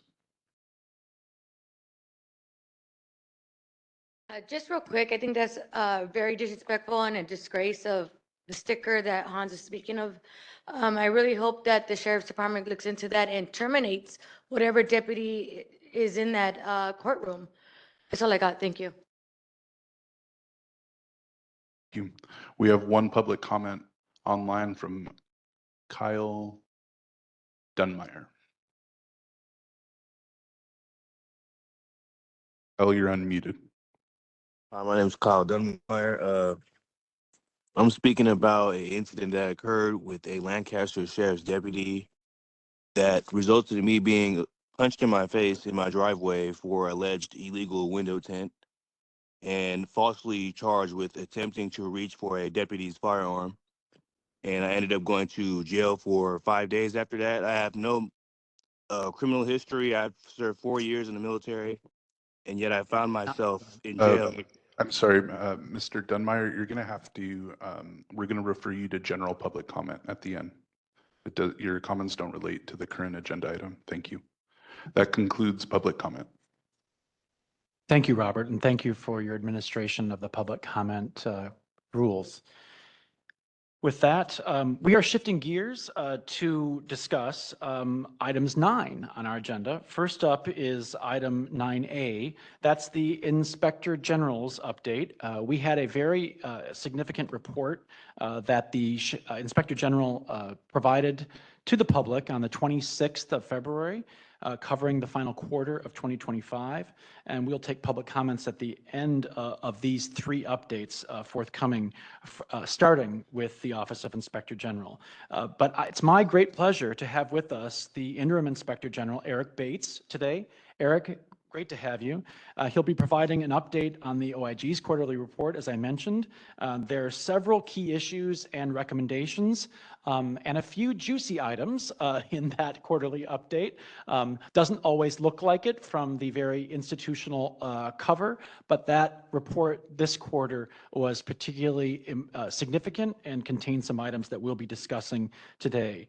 One of those I just want to note is an incident of reported surveillance by 2 LASD deputies involving an oversight official in 2022 that came to light more recently. And I do refer people to pages 25 and 28 of the quarterly report for that. I look forward to the comments of the Interim Inspector General. Eric, welcome back to COC. Thank you very much. Good morning, Commissioners. Chief Deputy Darrell Williams will be providing the update of our quarterly report. But I just wanted to comment on something that Sheriff Luna said regarding the executive conference that was conducted a little while ago. I was one of the stakeholders that was invited, and I think effective oversight not only means monitoring and reviewing facilities in the field, but also finding out what's being taught, training, what's being discussed at the executive level, because I think we all would agree that a department staff is only as good as its executive staff. So I made a point to go to the conference, and I want to say that it was a very professionally run conference. There was robust presentation and discussion of a number of areas. So that was good to see. I will continue, or someone from my staff will continue to go to these if we are invited, because I think it's important to know what is being discussed at the executive level that we expect to be presented down to the staff. So just wanted to let everyone know that. I'll let Ms. Williams handle the report. Welcome, Dara. Thank you. During this quarter, there were 3 deputy-involved shootings. 2 of those were fatal. They're summarized in our report. Just thought I'd mention that. Going to the sheriff's use of unmanned spacecraft, drones, or sorry, aircrafts, not spacecraft. Drones. I mean, maybe they're up in space. I don't know. Anyway, but we continue to recommend to the department that they use terminology consistent with constitutional decisions on when a search can be conducted. You will note that on their website and in our quarterly report, their searches are mostly listed as high-risk tactical operations, and that's not a constitutionally recognized exception to searches.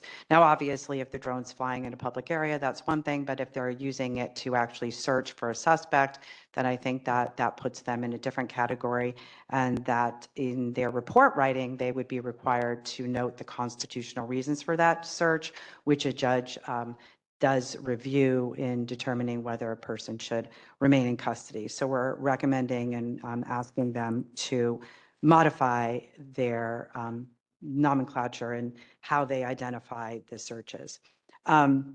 We report on their TASER update, and they do have on their website, they do have a way to note when tasers are used. And so we would refer and have the link to the website for that, but there's some basic information. As far as ROSIS compliance, we noted the monitor's report on ROSIS, and specifically that the monitor noted that there were sort of there's cultural norms in that some of the command staff seem to want to protect the deputies rather than to refer things for Internal Affairs Bureau investigations. That's something that the Office of Inspector General has noted in our reports, the sort of cultural protection of deputies rather than investigating force. And then we also note that there's a significant difference in when the monitors and the ACLU think that a head strike is out of policy and when the department thinks a head strike is out of policy. The monitor's report is linked in our report, and that's obviously much more detailed, but we thought it relevant and that we should bring it to the public's attention. We also in our report have a reference to JRIC because of concerns about the providing data to federal immigration authorities. We've seen no indication that JRIC provides that data. They seem to have a lot of checks in place so that data does not inadvertently get transmitted to the federal government for assistance in immigration enforcement. And we are assured that they comply with all California laws on the protection of data and not cooperating with federal immigration authorities. I do think it's important to note, though, that California law does allow some cooperation with federal immigration authorities, and it's not necessarily the Office of Inspector General's place to say, you know, whether or not there should be any cooperation, but rather just to note that the Sheriff's Department complies with the law. Policy is up to obviously the Board of Supervisors and the Sheriff's Department for the level of cooperation, and obviously the state legislature for the level of cooperation here. But the department is very aware of the effects of immigration enforcement on the community and has made it one of their policies to essentially comply with the law in a way that they feel is the best way to continue making sure that the community and public trusts them. And so, for instance, they could, as a result of a civil detainer, turn people in custody over to the federal government, but they don't, in fact, turn those people over to the federal government unless there's a judicial warrant, meaning it's not a warrant signed by ICE, it's a warrant signed by a judge. So they do go a little bit beyond what the state law requires as far as non-cooperation. We also have a part on automatic license plate readers. I'm going to skip that because I believe Commander Billy will address that, and then I can come up after and answer any questions. But we did review, not only did we review the department's updated policy, we had a conference with Commander Billy on that policy. We provided written suggestions about the policy. Most of our written suggestions, perhaps all of them, were incorporated into the policy. The only thing is the policy maintains the data for 2 years, which is consistent with LAPD's policy. And our only suggestion is to make sure that there's a cost benefit analysis, so to speak, how much data retention is actually worthwhile for crime solving. Then we talk about the California Public Records Act and deputies being on an exemption list, and just checks and balances to make sure that the deputies on the exemption list should be on the exemption list.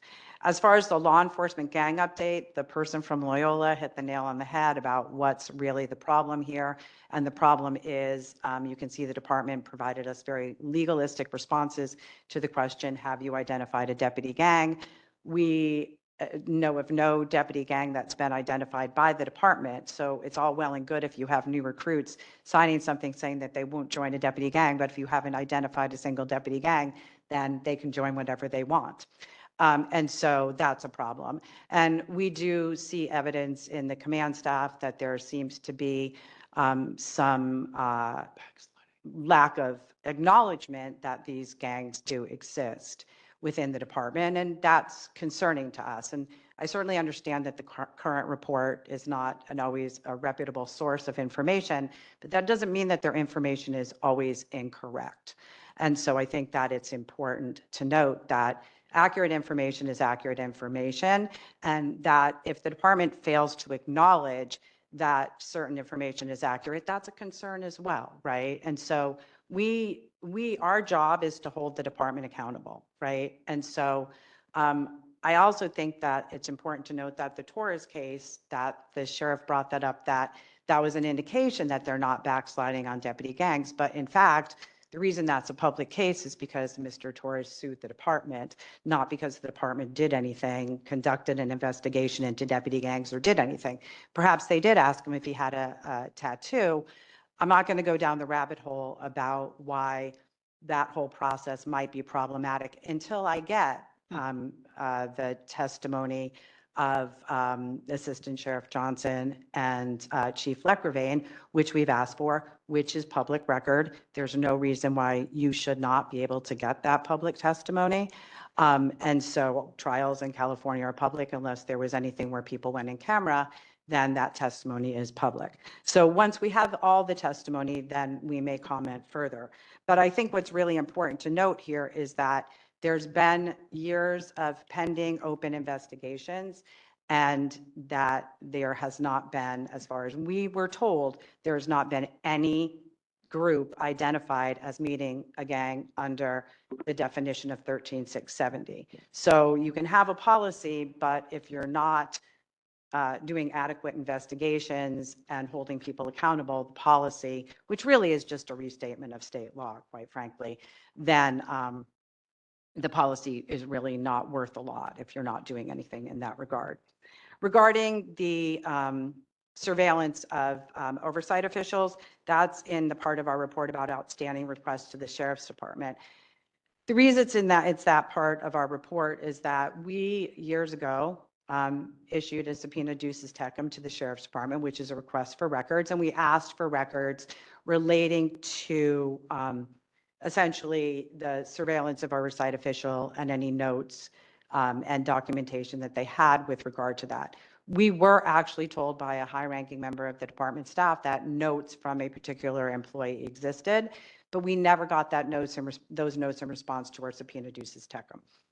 So after our review of the department, of the documents, we requested of the department, hey, we think there's more. And then there was actually a deposition, which I believe is confidential, but which at least indicated that there was an audio tape as well. So knowing what we knew, knowing that we had this comment that there were notes and knowing that there was a deposition that referenced an audio tape, we said, okay, well, we got all these items, but where are these?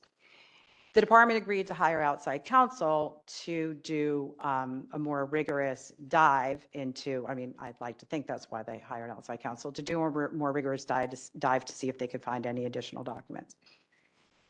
We gave outside counsel all the documents that we had. They put them into their high-tech system, and then they got a bunch of documents from the department, and they compared the two. They got 2,934 more documents than we did. They told us they would give us these documents since September, I believe, of last year. We asked for those documents. They are now not giving us the documents. They are saying that the documents are either privileged or that there's maybe some other reasons why they can't give them to us. Some of them might be duplicative. I said, well, we'll take the duplicative ones because I don't know. I mean, or sorry, not duplicative, non-responsive. And I'm like, well, that's fine. If they gave them to you in response to your request based on our subpoena, then I think we should see them as well, because they gave them to you. They must have had a reason to give them to you. So they can't be completely non-responsive. And if you saw them, we should see them too. So far, we have been denied access to the 2,934 documents. So by failing to give them to us, they're making a decision, right? They're making a decision that hiding what's in those documents is more important than transparency and accountability, right? We are special counsel to the Board of Supervisors. That means they can give us the documents and maintain the privilege. It doesn't mean they have to give us the documents, but it does mean that the privilege would be maintained if they gave us the documents. The Office of Inspector General has never revealed confidential information. Our reports are very, very careful in that even when there are times when we can name deputies, we don't name deputies.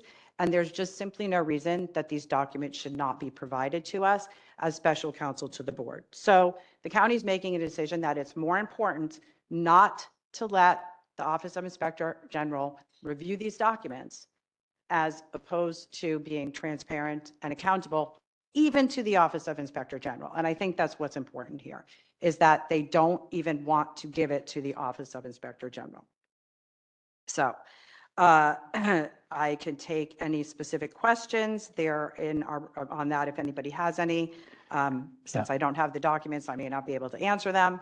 I can quickly go through the rest of our report, but we talked about jail overcrowding, the availability of menstrual products, commissary pricing, jail employment opportunities. These are things that are generally in all of our quarterly reports, and also in custody deaths and tracking and improving narcotics intervention efforts within the custodial facilities. They all contain recommendations from us for how to improve jail conditions, how to improve narcotics intervention, how to give more people opportunities in jail employment. And a lot of what is in this part of the report is the inability to track information because of a lack of computerized databases. So that is sort of an ongoing issue with how to improve things if you don't have the way to compile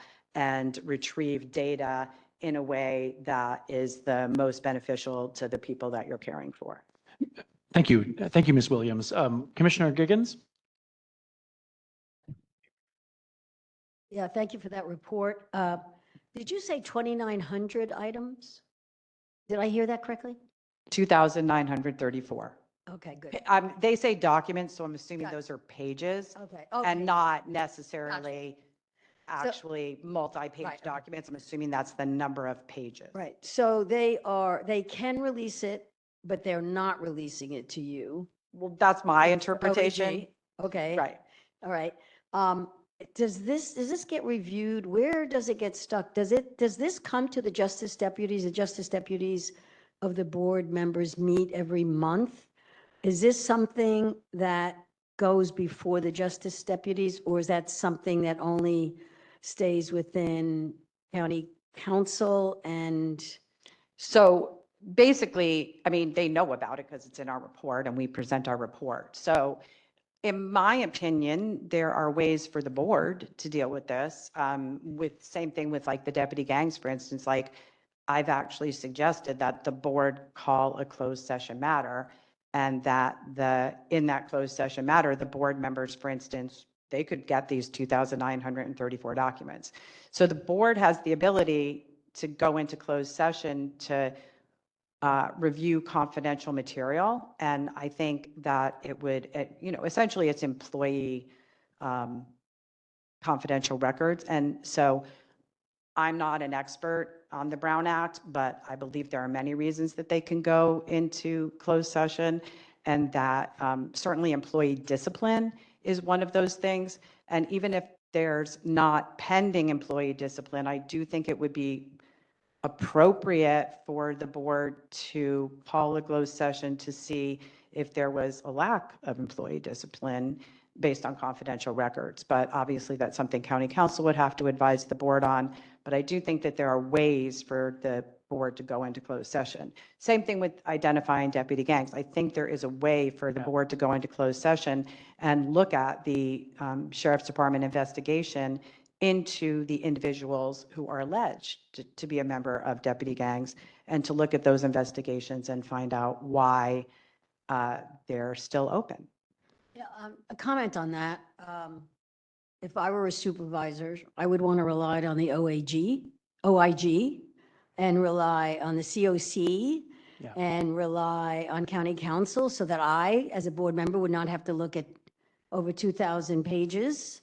So I guess I'm still, we're always mystified by how these processes. Well, I do think that the board could tell county council to give us the documents, and that we would agree to maintain the attorney-client privilege. I mean, they could send them to us with an. Ask them for that?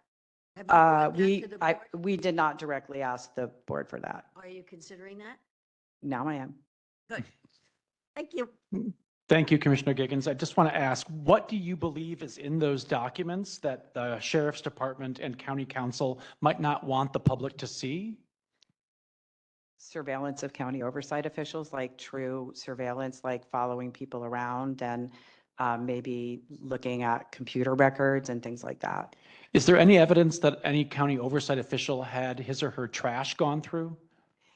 I don't know what is, when depositions occur, they are at least initially considered confidential.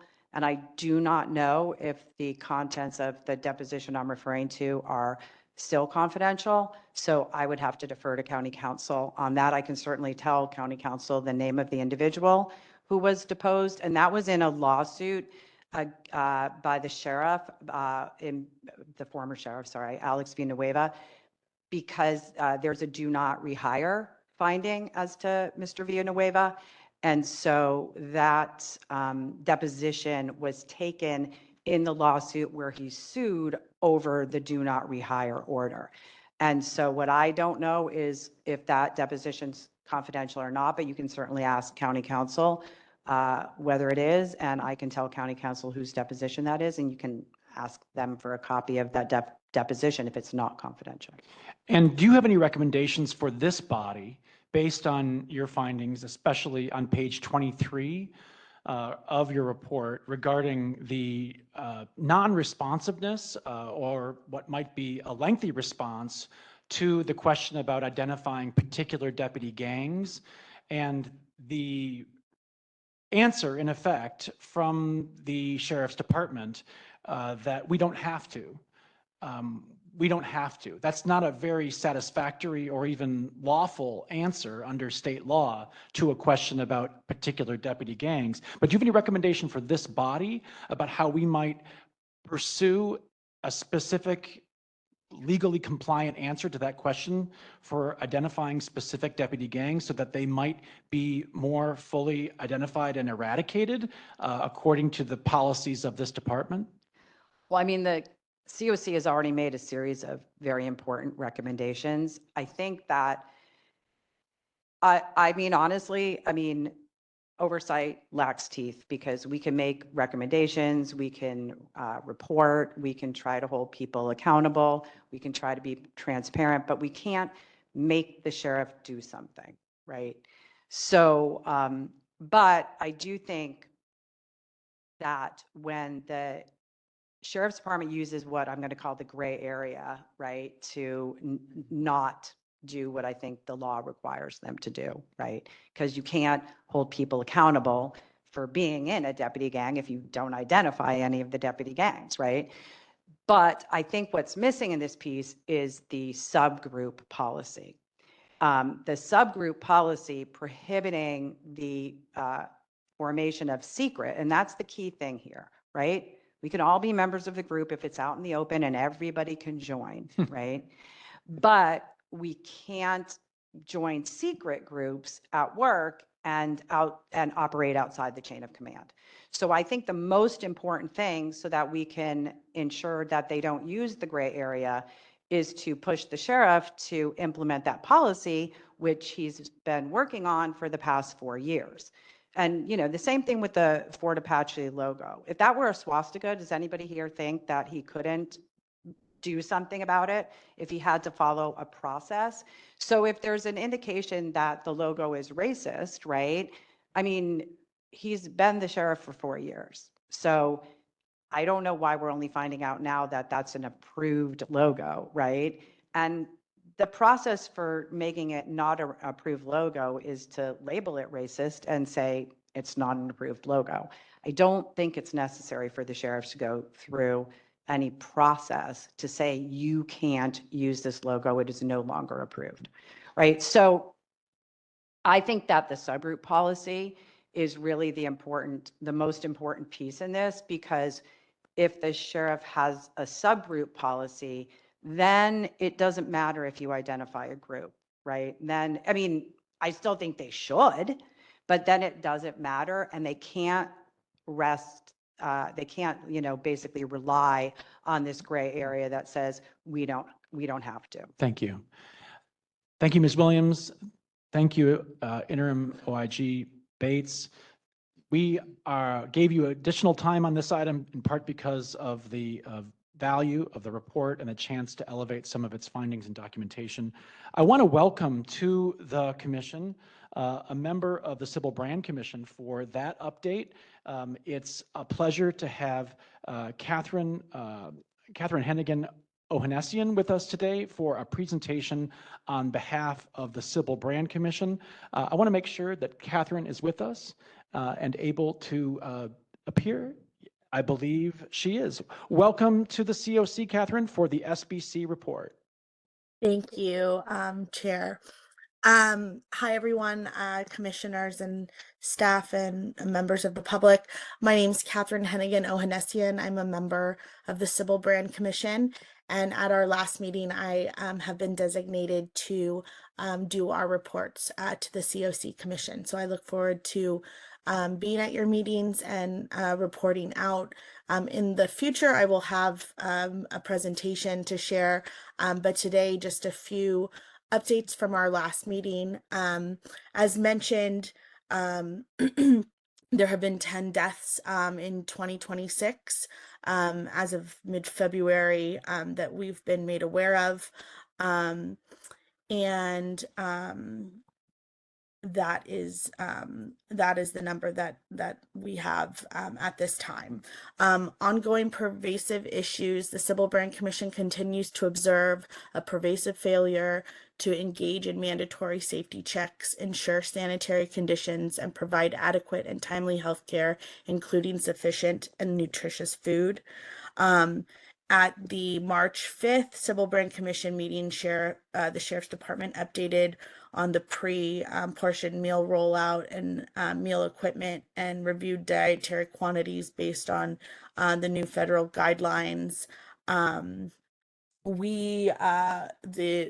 The commission inspected Men's Central Jail, most recently the Lomita Sheriff Station, NCCF, and the Hollywood Courthouse. And I was just going to go over a few findings from Men's Central Jail today. Findings and probably not too much different from what's been reported on the last few months. Not seeing a ton of improvement on delayed medical response, significant plumbing and water access issues throughout the facility, broken and non-functional phones throughout the facility, poor ventilation and sanitation with visible dust, grime, and evidence of prior flooding, infrequent showers, laundry, and blanket exchanges, lack of access to day room, yard, and educational programming, absence of grievance forms for incarcerated individuals, slow mail distribution, and lack of transparency around court scheduling. Those were some of the more egregious. That is what I have in our report for today, but I'm happy to answer any questions. And I'd also love to hear what you would love to hear more about, since this is my first presentation and I have not had the pleasure to report out to you guys. So that is what I have for today, Chair. Commissioner Cooper, you have a question? Can you use the microphone? She can't hear you. My question is about the inmates missing their court appointments due to not enough buses. I know buses was in the budget for last year, and I'm concerned about the old buses that are still functioning, why they are not still being used to make sure that people do not miss their court dates, because that could be a lot of money to families that are paying privately. In addition, it delays people from going to court and getting out of there timely. Correct. And that did come up at our last meeting. If I'm remembering correctly, the sheriff's department, I think, shared that over like half of their fleet of buses was unoperational. So we would love to work in coordination with your commission to help expedite and fix that. I know our commissioners were really perplexed and have the same concerns as you, Commissioner. So thank you for that, and I will bring that back to Sybil Brand. Commissioner Callaway. I don't know if you know the answer to this, but is there a tracking of when inmates miss the bus and for what reason they miss the bus, so that it's auditable, so that we can understand whether is it a bus, were they in their cell, and so on and so forth? I don't know the answer to that question, but I will I'll write down that question and we can ask the department and get back to you on my next report. You noticed the slow mail and the lack of access to mail, a reference to the importance of mail for people incarcerated in our jails. Can you just describe the effects and the questions that have arisen from complaints about the denial of mail, the inaccessibility of mail, the unreliability or slow delivery of it? I personally have talked to several gentlemen in Men's Central Jail that have made this complaint, and when our commission has addressed it, it's kind of been, or the answer we have gotten is that, you know, it gets to them as quickly as possible. There's a process and a logistical plan in place, but people are moved and people you know, are essentially there's been, they have a reason for it, but not one that we've accepted. So we'll continue to push on that, and we'll address it at our next commission meeting as well. Thank you for that question. Thank you, Commissioner. Any other COC member with a question for Commissioner Hennigan Ohanessian? Seeing none, we very much appreciate your appearance here today, and we look forward to having you back. Kate, it's great to Yes. have you with us. Thank you, Hans. Thank you, commissioners, and keep up the great work. We appreciate you. Thank you. With that, we are going to take a break, a momentary break, and we're going to conclude this item and the public comment after the break. Please, we're in recess for approximately 10 minutes. Let's be back by 11:25. I'll resume the agenda. Thanks.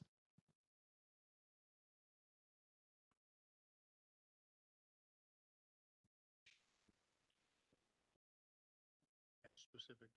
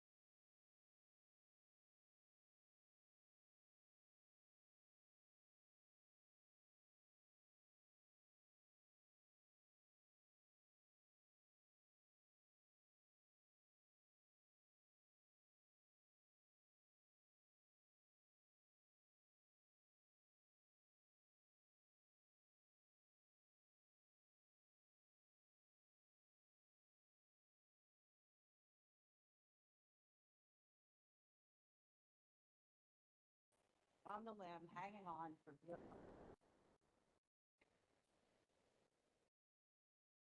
Okay. Our next item, as commissioners make their way back to the dais, our next item is an update from our ad hoc committees of the commission.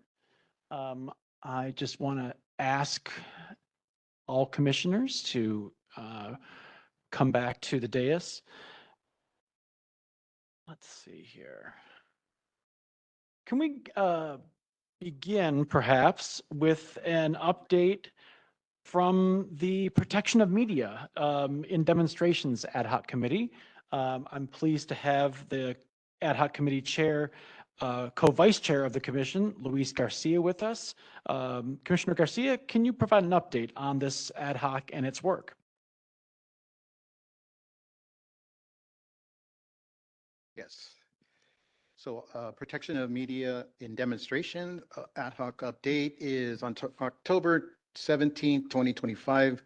The ad hoc sent a written request for information regarding the LA County Sheriff's Department training policies and practices regarding members of the news media during demonstrations, protests, and other major events related to the Board of Supervisors August 12th, 2025 motion entitled Honoring the 55th Anniversary of the Chicano Moratorium, Confronting Ongoing Injustices in Immigration and Customs Enforcement Raids in Los Angeles County.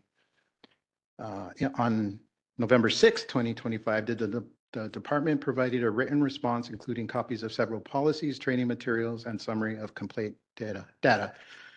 The ad hoc committee has reviewed those materials, and based on the review, we have requested follow-up materials from the LSD on February 3rd, 2026. The Sheriff's Department provided the response on March 5th, 2026, and the ad hoc is currently reviewing the materials. Are there any frustrations or any gaps in what the committee believes it might be getting or not getting in fulfillment of that guidance to us, and in light maybe of any more recent litigation about the protection of the media in addition to public protesters? Anything that you may not be getting that the committee might want? At this time, we've received everything that we requested, and it's still under review. All right, thank you very much. I'm going to skip around just a bit here. I see Commissioner Cooper with us. Is there a report on the jail conditions and staffing ad hoc committee, Commissioner Cooper? Good morning. We just want to give a short update. We know that there has been an alarming number of in custody deaths within our jail system, and we're still very concerned about that. And we want those deaths to just stop and get proper care and treatment, and for the safety checks to be done more frequently. We have met with other stakeholders like Civil Brand. You heard their report this morning in the Office of the Inspector General. We are planning a community forum, and this forum will be scheduled on April the 9th from 5:30 to 7:30 p.m. at the East Los Angeles Service Center. It will be in a hybrid format, so it will be in person and on the internet. We will have speakers which include the Correctional Health Service, Civil Brand, LASD, the Office of Inspector General, the Board of the State and Community Corrections on the panel. More information will be listed on our website, and we invite the public and everyone to attend so that we can work together to decrease the deaths, in custody deaths in our jails. Thank you. Thank you for that report. Skipping back to item number 1 on the updates, Commissioner Harris, do you have an update from the Budget Ad Hoc Committee about the 2026-27 budget? Well, as a matter of fact, I do. We're going to be having a presentation during this meeting from Mr. Administrative Services Division Director Conrad Meredith to discuss the budget. But prior to that, Ingrid Williams, our member of our staff, is going to provide a brief overview of the budget and just to frame the discussion. And then we'll give the commission the opportunity to ask questions about the proposed budget that the sheriff is bringing forward. And while you have the mic, might you provide an update also on the Deputy Gangs and Deputy Cliques Ad Hoc Committee?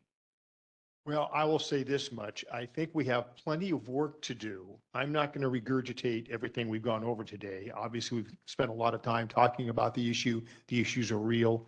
They clearly still exist in varying degrees depending on who you're talking to. So the ad hoc will be working closely with the OIG going forward. Their most current report shed a lot of light on areas that clearly we need to directly address with the sheriff. This issue of naming or not naming subgroups and cliques or gangs. I'll admit I find it a little hard to fathom why these names don't seem to be able to be used when they have been identified both by the community, by this commission, and by many members of the department. And through litigation, testimony. and litigation, yeah. Yeah, and litigation. So we still have a lot of oversight to do in that area. Thank you for that. Is there a next meeting plan for the Deputy Gangs, Deputy Cliques Ad Hoc Committee? Is something on the calendar? There's nothing on the calendar yet, but we will be calendaring something very quickly to at least get this thing back rolling. Thank you very much. Co-Vice Chair Callaway, is there a report from the Complaints Ad Hoc Committee as we try to beef up our ability to gather and also to provide some kind of dashboard about complaints? Still in the process of making that dashboard a reality on the website, and we are still under asking for requests. The previous request we asked for and tied up with the ABA 47. And do you have any ongoing item on the calendar for that ad hoc, or any pending issue that you are waiting either a presentation or further information about? We will be having a meeting before the next meeting. Okay. Thank you for that report. Very much appreciated. I want to shift to the Legal Ad Hoc Committee. Commissioner Hicks, is there a report from that Legal Ad Hoc? Yes, a brief report as approved by the commission at our January 2026 meeting.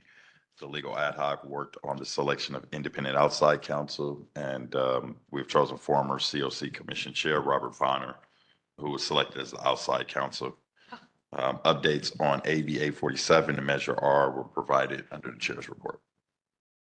Thank you so much. I believe that may bring it back home to the chair to provide updates on the governance ad hoc, which we do have a meeting planned for this coming week, dealing both with the addition of new commissioner to ad hoc appointments and to some of the requests around vision and structure for the commission to effectuate our purposes, including under the strengthened mandate of 3.79. So I just ask my fellow ad hoc committee members to look out for that planned meeting in the week ahead. As it relates to the Technology Ad Hoc Committee, we did just provide some guidance to the department under the request from the Office of Constitutional Policing regarding AI policy in the Sheriff's Department. And I just want to note that we appreciate very much not only that request, but AI being such a weighty and far-reaching aspect of police and sheriff administration and organizational use. We do not see this as a one and done bite at the apple on the AI policy. We look forward to ongoing consultation about that policy. Some commissioners provided feedback about that policy, and there is a new development to report, which is that when it comes to the use of technology by outside contractors, including for AI, our second biggest employer in LA County after the county itself, and we'll just note that the Sheriff's Department is the largest component of the largest workforce component in LA County. The LA Unified School District, the second largest employer in LA County, just developed a groundbreaking resolution about aligning the acquisition of technology and vendors, including for AI-related products, with the core values, mission, and statement and strategic plans and goals of their school district. It's a very relevant policy for this commission and for LA County to consider, and that was provided, including some very specific 6 through 9 whereas statements in that resolution as a reference point to the Office of Constitutional Policing and to the Sheriff's Department generally for reference and for incorporation into its AI policy and into its procurement policies for technology. I just want to highlight that important resolution just approved unanimously by LAUSD's board this month as a very, very important touchstone involving AI technology and ensuring that we're not undercutting a public mission by the vendors that we select. Some of the vendors providing AI technology have an interest in for-profit private prisons, for-profit private surveillance. We have an interest in LA County. We certainly have an interest in partnership with our sheriff and the personnel of the Sheriff's Department in keeping public jobs public. We do not want to engage in unconstitutional conduct through the use of vendor selection, and we don't want to undercut the appropriately transparent, more trustworthy, more accountable practice of law enforcement by choosing vendors that put that outside the reach of oversight, outside of accountability, and undercut the structure of personnel and the achievement of proper, accountable, constitutional public safety. So with that, I want to turn to Robert and ask, do we have any public comment upon the conclusion of these ad hocs on items 9A, B, or C? Chair Johnson, we have one person signed up for public comment. That is Mr. Carter. As a reminder, public comment must relate to the current agenda items 9A, 9B, or 9C, which are updates from the OIGs and SBC and ad hoc committees. Thank you. And we would note that the commenter has been warned twice about comments that go astray from the items on the agenda. We just want to make note that we keep this consistent and that we stick to the public comment rules. And I would like to note that I was biasly treated by the person who just made that comment. That's Chair Johnson.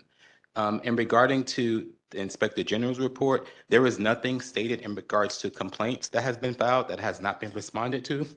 There has been no mentioning of when the complaints are coming in and something needs to be escalated to a different level. There is no recommendations about that from the Inspector General's office. And then the panel itself is not this panel itself, you're not a disciplinary body. And I don't consider this panel to be an investigation or classifications for determining what should be investigated. But this panel should be offering the Board of Supervisors information in regards to tracking complaints and referring credible allegations to the proper agencies. And that has not been done through the Inspector General's office report. If they're seeing things that are done in a certain manner, it should not be done. It has not been referred to the board. And it is within the rights of the panel to refer certain complaints that they have no control over. Thank you. The Board of Supervisors. All right, moving on with the agenda, item number 10. Chair Johnson. Yes. The County Council. Yes. Thank you. Regarding the legal ad hoc committee statement about retaining former Commissioner Bonner as outside counsel, County Council has a statement that we would like to make. The Board of Supervisors. We will entertain your response. I just want to note for the record that this was in pursuit of an agendized and properly unanimously approved motion. at our prior meeting, and the commission's action is fully in alignment with our governance and with the actions of this commission. Do you have a statement to read in reference to that? Yes, Chair Johnson. Thank you. The Board of Supervisors created the Sheriff Civilian Oversight Commission to improve public transparency and accountability regarding the Los Angeles County Sheriff's Department. The COC serves in an advisory capacity to the board and does not function as an independent or separate agency from the board. Under the county's charter, the Office of the County Council is charged with providing legal advice and representation to the board and its departments, officials, and commissions, including the COC, in all matters and questions of law pertaining to their duties. Notably, County Council has exclusive charge and control of all civil actions and proceedings involving the county and its officers. Therefore, only County Council has the delegated authority to retain counsel, even if pro bono, for the county, including the COC, and has repeatedly done so in the past. As such, the COC does not have the authority to select and retain counsel, pro bono or otherwise, to provide legal advice and representation to the COC on any matter. Although the COC did not have the authority to authorize Chair Johnson to select counsel at the January regular meeting, County Council remains committed to assisting the COC. We appreciate the COC's commitment to conducting effective oversight of the Los Angeles County Sheriff's Department and will continue to advocate for its goals. Thank you. Those comments are noted. And let's move on with item number. Chair Johnson, sorry, we have one public comment online. Oh, okay. And we also have a comment from a commissioner. Let's go to the public comment online first before we go to the co-vice chair. Eric Castano, you've been unmuted.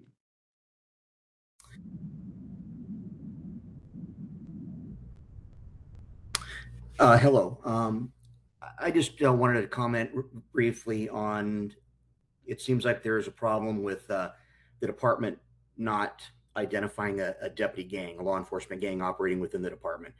And I would ask you to consider the possibility that the personnel just aren't buying this argument, that there are deputy gangs, that there are law enforcement gangs.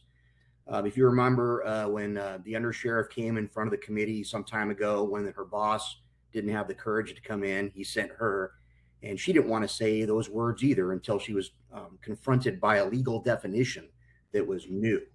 And only then did she agree with the definition. But that's basically compelled concurrence. That's not agreement. And I think there's a feeling that there's an agenda out there. They redefined the word gang to fit their agenda. They then created legislation, and now they're mandating activities. And the fact that the department's not buying it, we should have tried leadership, and that's my point. Thank you. Thank you. With that, I recognize the co-vice chair, Commissioner Callaway. So I just have a question for County Council. So I get confused because I think that County Council, and I just want clarification, that you're providing counsel for the COC and for the sheriffs, correct?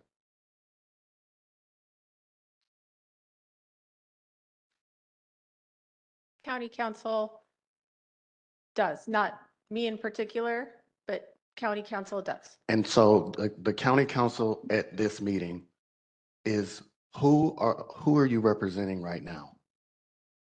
I'm sitting at the dais on behalf of the COC. So I've never heard, and this is not just you, because this is the first time I think I've seen you, but I've never heard a message come in from y'all's laptop that actually helps us. I'm wondering, like, how are you our counsel, but the only time it's in defense of something that we're trying to do, but it's never like helping us get there. Like if I had paid for counsel and every time I talked that they said how the evidence could help the other party, I would not continue counsel. I'm confused. So any type of answer at this point, Commissioner, may touch on an attorney-client privileged communication. So I'm not able to answer that in this forum, but I would be happy to set up an appointment in a private setting. Any response, co-vice chair? you're saying that to tell me why you would help me in a non-confidential way is impossible to do right now? Like why it never amounts to help? It could touch on a communication that could be privileged, so I'm unable to do it in a public forum, but it's a conversation we are happy to have in a private setting. Copy that. Thank you. Clarifying discussion. And if we can, let's move on to the item number 10. 10A is an educational presentation about updates on the ALPR, or Automated License Plate Readers Policy, deployment, and data practices. It's tied to the Board of Supervisors motion from September 16th of last fall, safeguarding automated license plate readers' data to restore community trust and prevent improper civil immigration enforcement. The motion recognized that ALPR is a valuable investigative tool, but raised important concerns about statewide license plate reader data being shared for civil immigration enforcement, and directed that safeguards to protect privacy and rebuild trust be applied. It also directed enhanced oversight and transparency measures, including policy updates, reporting, and compliance review, and specifically calls for the COC to host at least one multilingual community forum each year on LASD's ALPR privacy policy to gather community input and share oversight results. And with that background, later in today's agenda, under the new business, we'll take up an action item on ALPR technology from the ad hoc committee that I just provided a report from. And we are going to be planning and coordinating and conducting that required forum. Our first speaker here today is Commander Ernest Billy from the Office of Constitutional Policing. Commander Billy, the floor is yours. Once again, welcome back to COC. Thank you. Thank you, Chair Johnson, commissioners, and our esteemed public. Today is my intent to present some information about the automated license plate recognition system. I do want to differentiate recognition from reader. Reader implies that it's reading the actual license plate when in fact the cameras are just recognizing that it is a license plate and taking a snapshot of it. And throughout my presentation, I'll point out why it's important to distinguish that fact. So can we go to the next slide, please? So this today's presentation is intended to provide an overview of the, I'm going to call it ALPR for short, our program within the Sheriff's Department. I'll also provide information about the updated policy that is pending final publication. I say pending final publication because there is one small portion related to training that is in meet and confer status. However, I am happy to report that that is moving very efficiently, I should say. And I know that this commission has voiced their concern about other meet and confers, but this was tied only to the training aspect because we are requiring our deputies and other staff members, professional staff who might have another bargaining unit representative. And so they've just raised some questions, and just like I'm doing here, I'm going to provide them the information. So I do intend to cover the policy itself, some of the laws that governing ALPR use, current safeguards for data access, use, retention, and data sharing, and the transparency and oversight measures that are part of the recommendations that the board made. But I also want to add that the Office of Inspector General in one of their quarterly reports did make a number of recommendations, and this commission here also had an opportunity to provide input, and almost every single one of those was incorporated.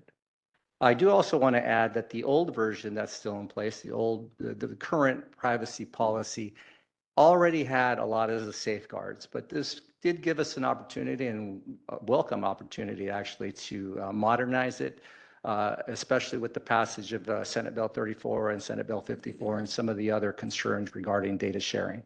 Next slide, please.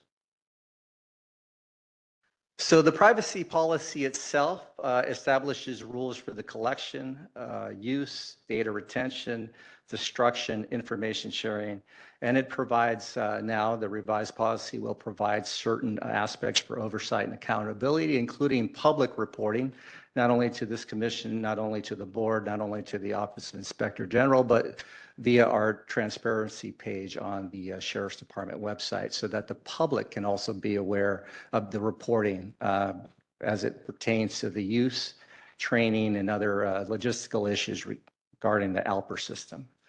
It was specifically revised and designed to ensure compliance with applicable state law, including Senate Bill 34, which regulates the use of ALPR systems. Next slide, please. So real quickly, let's talk about deployment. The whole purpose of the ALPR system is to assist law enforcement in identifying vehicles associated with criminal investigations or public safety alerts. Public safety alert is something like an Amber Alert. So if we have information that a vehicle is tied to an Amber Alert where there could have been a kidnapping or a child concealment issue, we can enter that license plate into the ALPR system. And if there is what we call a hit, then the deputies or any officers for that matter that are part of the interagency agreement with us can identify that vehicle. Department deploys ALPR technology through both fixed infrastructure and vehicle mounted systems. To provide a number, currently we have 42 vehicle mounted ALPR systems. So the black and white patrol cars are equipped with cameras. You've probably seen 2 in the front, 1 in the rear. And there are 438 fixed ALPR camera locations. I do want to add that the only contract that the department has with any ALPR system currently is Motorola Vigilant. And that is the only authorized contract that the Sheriff's Department administers. Next slide, please.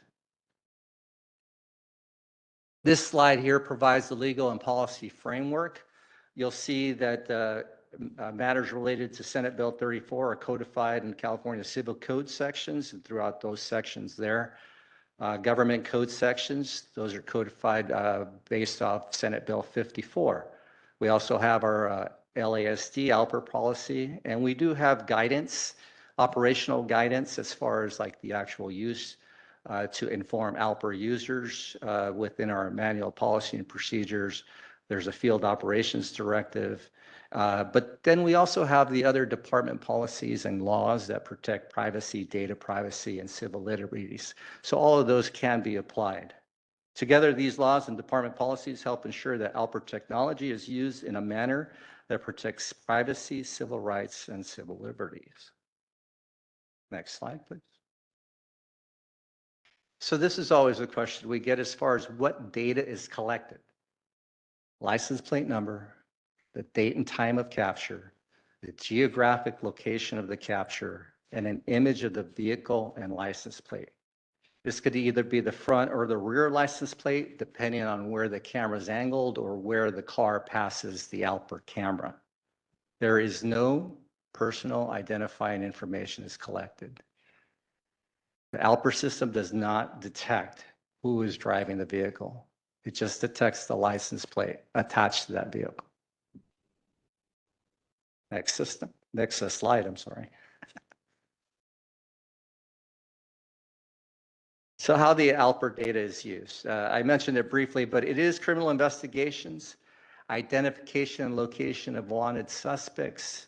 There is a crime analysis component, recovery of stolen vehicles, investigatory leads and subsequent investigations, missing persons and life-saving efforts. Frequently, we do get what we call critical missing. So this is another type of missing person where somebody could be suffering from a medical condition or a mental health condition. And if it warrants their license plate, that a car that might be associated with them being entered into ALPR so that we can help locate them for life-saving efforts, it will be done. But it's very important to know that ALPR data serves as an investigative lead. It's not standalone evidence. That means an investigator, an ALPR user, whether it be a sworn deputy, an investigator, a detective, or a crime analyst, which is a professional staff member, has to do further inquiry into what the information they receive from ALPR. ALPR just provides that license plate and geographic location. I do have to, as an investigator, I've had to access the California Law Enforcement Telecommunications Systems, known as CLETS. That's governed by Cal DOJ, to run the information, to get further investigative leads that may have started with the ALPR hit, but I have to do further in furtherance of that. For those of you in my era, going to the library, you wanted to find a book, you went to the Dewey Decimal System, that card just told you where the book is. Then I had to go get the book. Then I had to go read the book. All of that is just an analogy to show ALPR's a pointer system. Policy strictly prohibits the use of ALPR data for personal or non-work related purposes. Not only are there department policies, there are potential criminal statutes that could be violated if you're using department data for personal use. And most especially, the policy also prohibits the use of ALPR data for civil immigration enforcement purposes unless otherwise required by law. The law would be if there was a court order or a judge warrant allowing for the release of that data. Next slide. As far as access, not everybody has access. I'm not an ALPR user. I'm a commander on the department, but I have no need for it. It's not within the realm of what I do for my duties. Therefore, I don't have access. It has to be authorized users only. Many of them are patrol deputies. You're not going to find anybody in custody who has it because there's no license plates in custody. And you also have crime analysts who use it. And like I mentioned, those are professional staff. Now, in order to ensure that they understand what the policy is, what the law is, there is that training component that I talked about. And we are building that to be very robust in the fact that we can track it, make it auditable, find out who was trained, when they were trained, and ensure that they understand what the policies are. And the fact that these provisions were brought about by the board and the Office of Inspector General further strengthen in our pending revision those guidelines for training. All queries are logged and subject to review. So as auditors can go in and find out if somebody might be repeatedly looking for a license plate, because that'll raise a question. Was it for investigative purposes, or does it raise a red flag that it could be for personal use? That's the part of the process as far as identifying any unauthorized use of it. Next slide. So the data retention, and again, because of this board motion and the Office of Inspector General's recommendations, it did give us an opportunity to look back and say, why was it at the previously established 5 years? After doing some homework on my own, I looked at make sure that we have a balance, that we have to balance the investigative capabilities with privacy considerations, but also not deplete our investigative capacity. So it is a delicate balance, and I get it. We did look at some best practices, including one of our partners in the county, and saw that they had a 2-year system. We looked at it, and we're continuing to look at the data that we have related to the cases. And the Office of Inspector General does make this recommendation that we continue looking at them. Most of the things that we have were identified from 2019 to 2020, and we are doing a more contemporary and looking at these cases to see, are they falling within the 2-year, outside of the 2-year? How short of the time is it from the time that we see the ALPR data to when an investigative lead occurs? Now, it's going to run the gamut because there are some cases where it goes years back, and those might be outliers, or they may not be. We don't know what the norm is based on the mean, and that's part of the data analysis that we have to help support why we want to reduce it to 2 years. That's not to say it's going to be deleted after 2 years. Between 3 and 5 years, it will still be retained, any data that's outside of the 2-year, between 3 and 5 year. And it'll be archived in a sense where only authorized investigators will have to submit authorization to search that database, that portion of the database.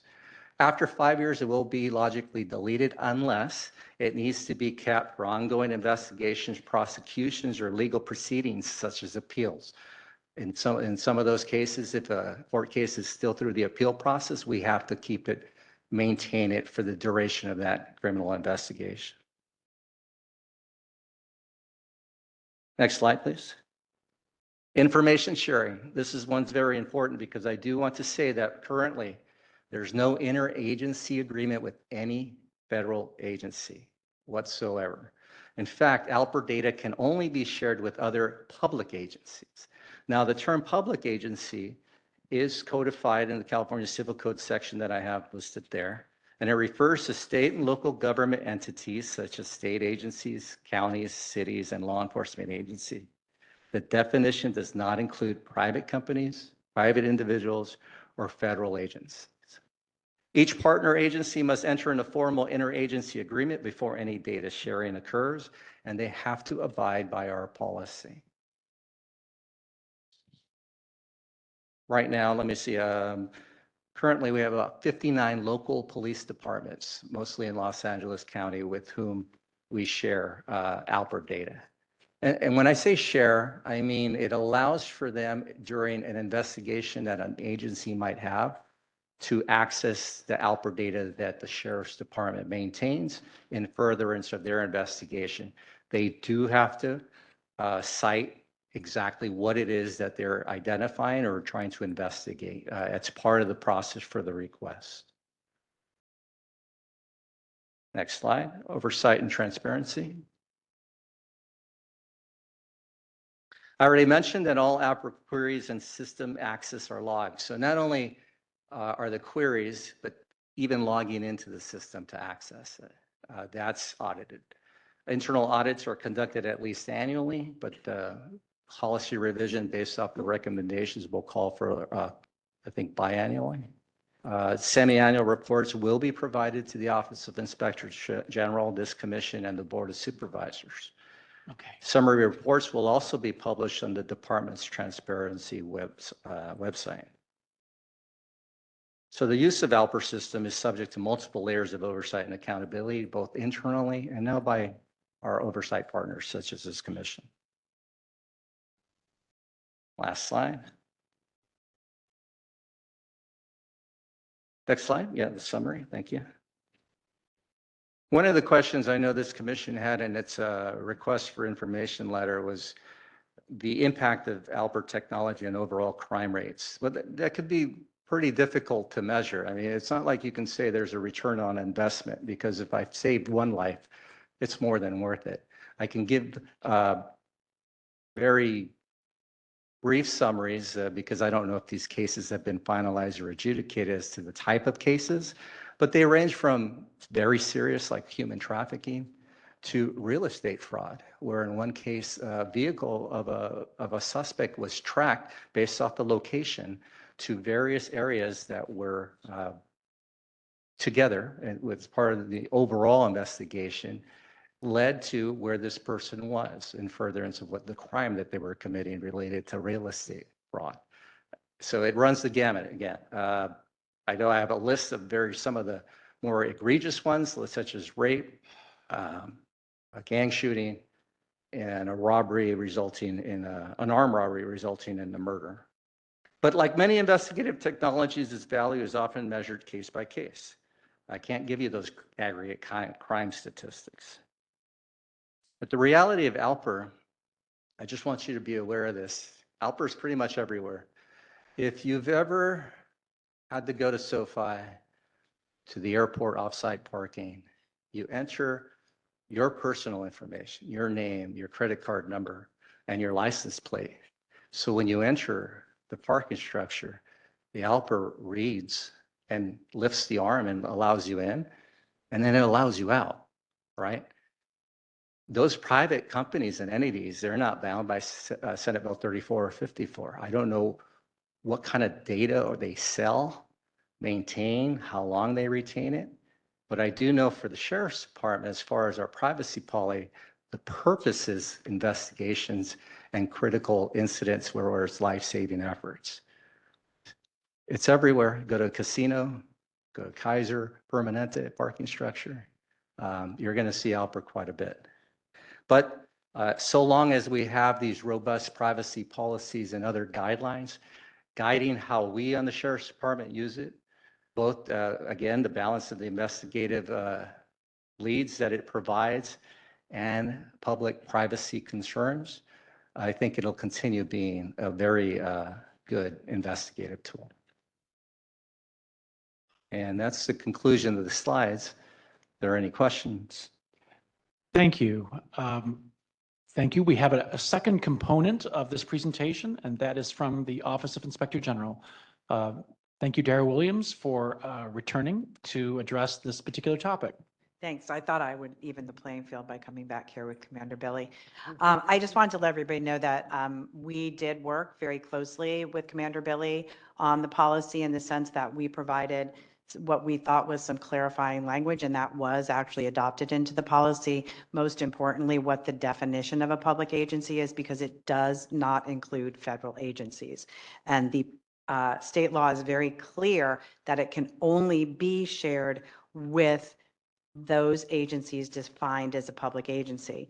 It's also important to note that the Attorney General actually issued an opinion that was an information bulletin that specifically says SB 34 does not permit California law enforcement agencies to share ALPR information with private entities or out-of-state or federal agencies.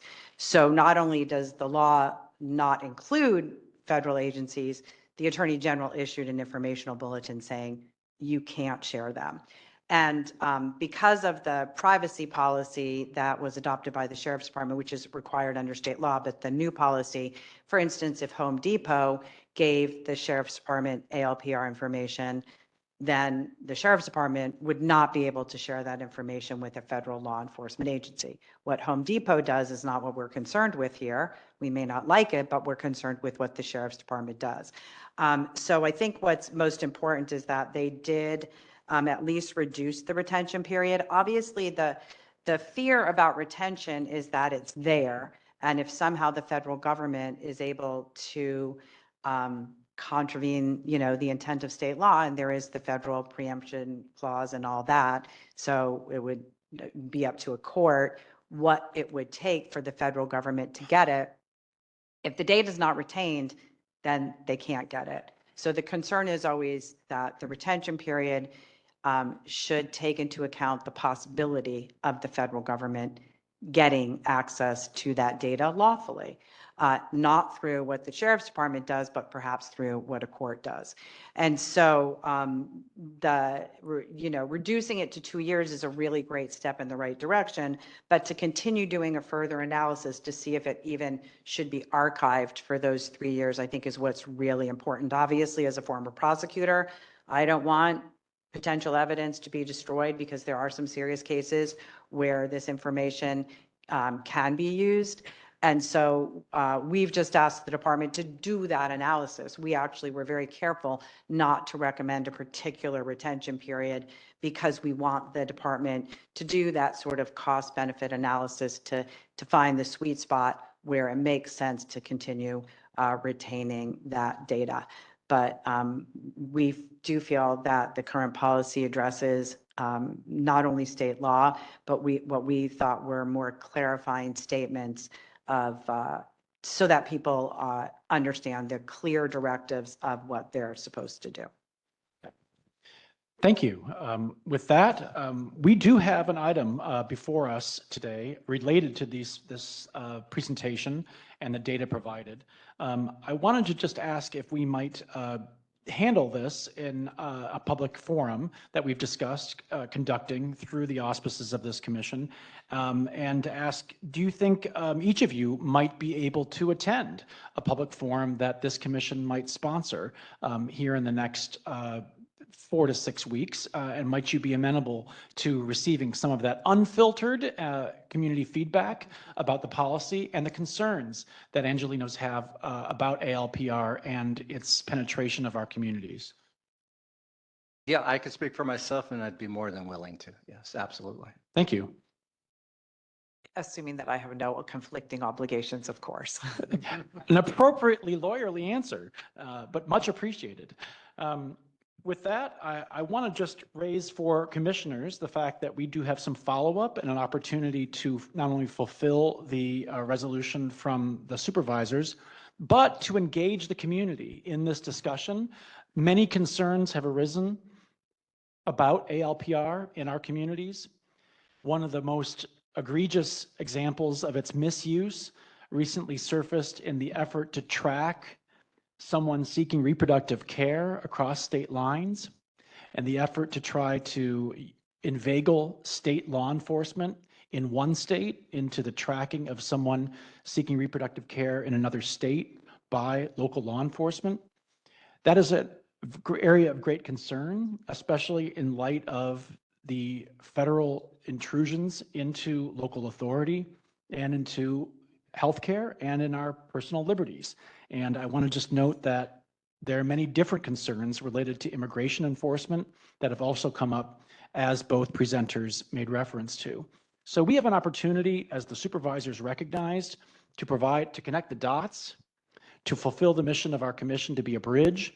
And I just wanted to ask if, in line with the draft motion before us, might this commission, led by its technology ad hoc committee, plan and formulate and conduct a community forum about ALPRs to answer questions in our community and to provide information, especially through representatives of the Department of the Sheriff's Department and the Office of Inspector General, and by representatives of our commission. Is there a motion to that effect? So moved. Thank you. Is there a second? Thank you. That was Commissioner Hicks and seconded by Co-Vice Chair Callaway.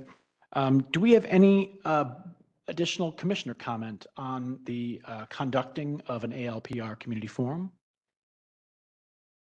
Yeah, sure. I have questions about your presentation. Yeah.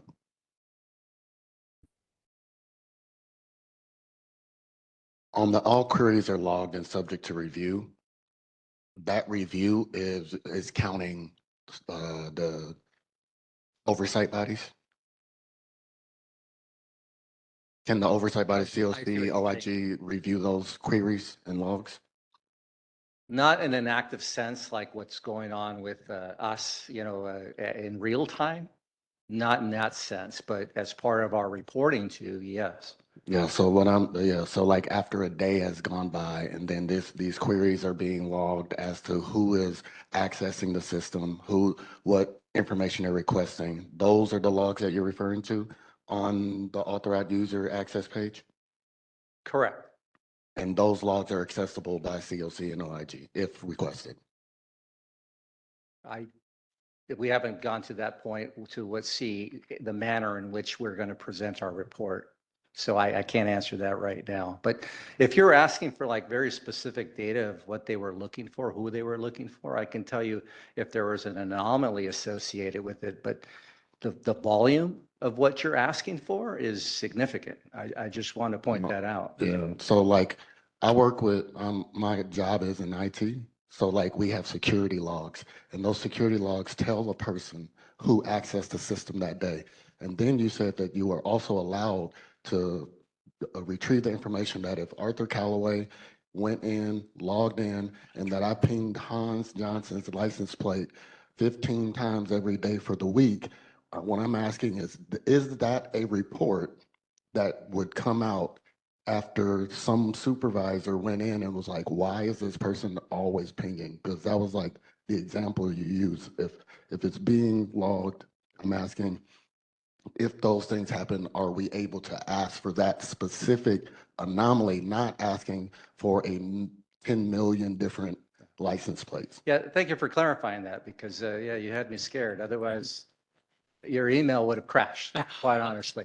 No, but as far as anomalies, yes, and the auditable portion of it, of what we did as an agency, and an anomaly itself does not necessarily mean a misuse of it, right? I could say, like, if an investigator is actively looking for this person and every day they're just bulldogging it to say, I need to find this person. Well, that you can qualify that. But the other ones where there's no nexus to work related, yeah, those types of things would be reported. Thank you. Yeah, Thank sorry. you. The, Okay.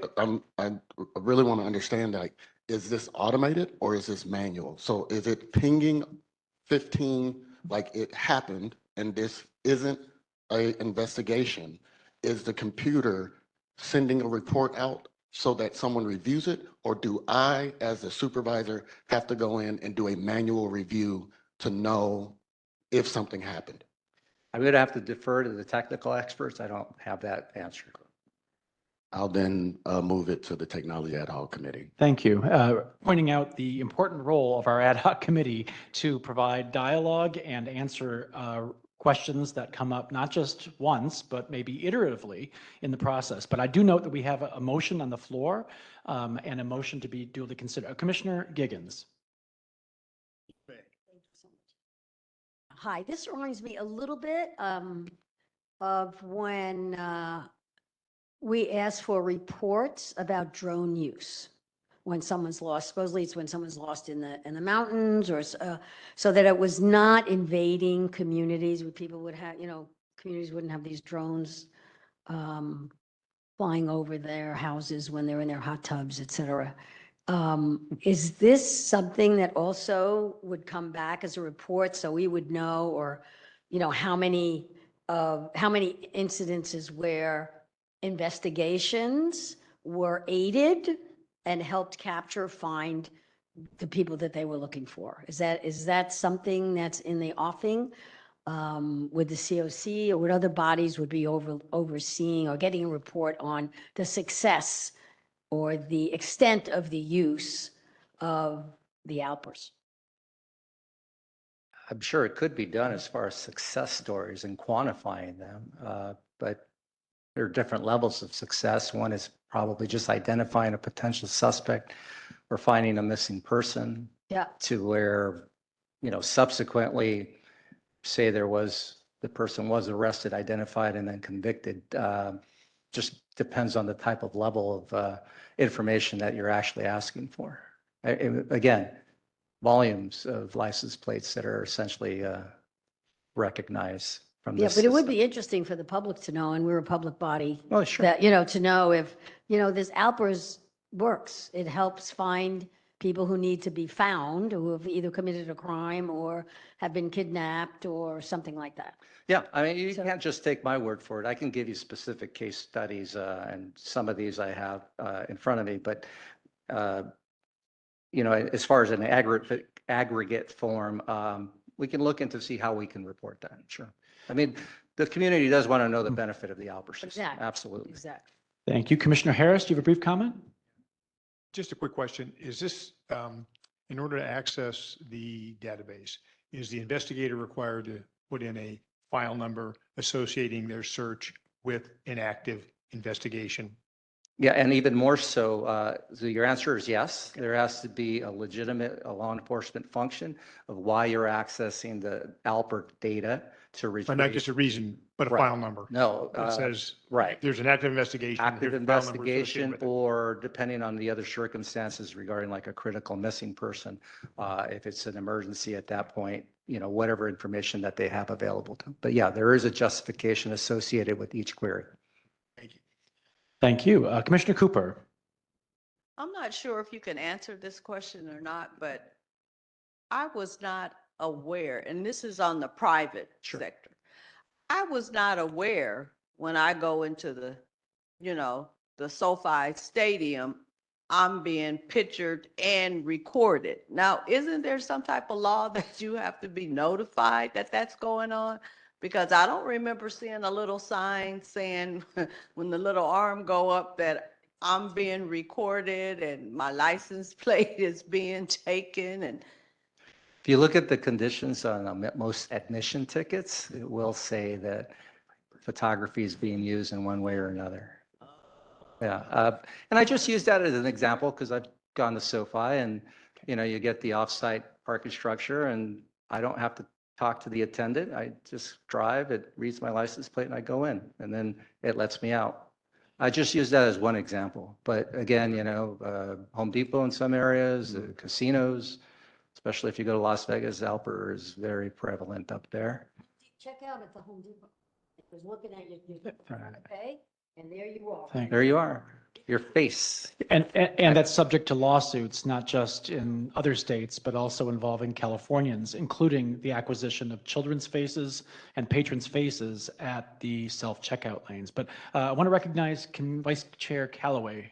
So just follow up on JP's question. Are you saying that it will not allow you to search unless you have a valid number, a valid case number? Or are you saying that the search is allowed and then you put a valid case number in?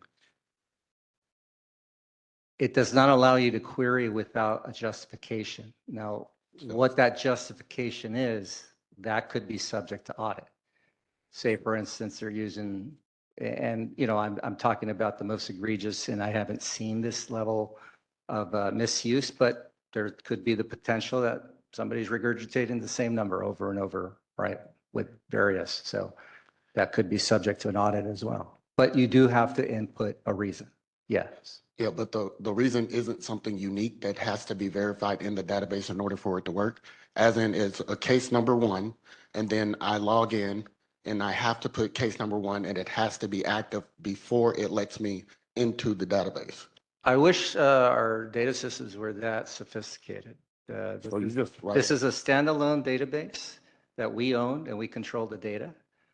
It's our universe of data, so nobody else can access it without our permission. I log on, so it captures who the user is, and then I enter the justification. Thank you.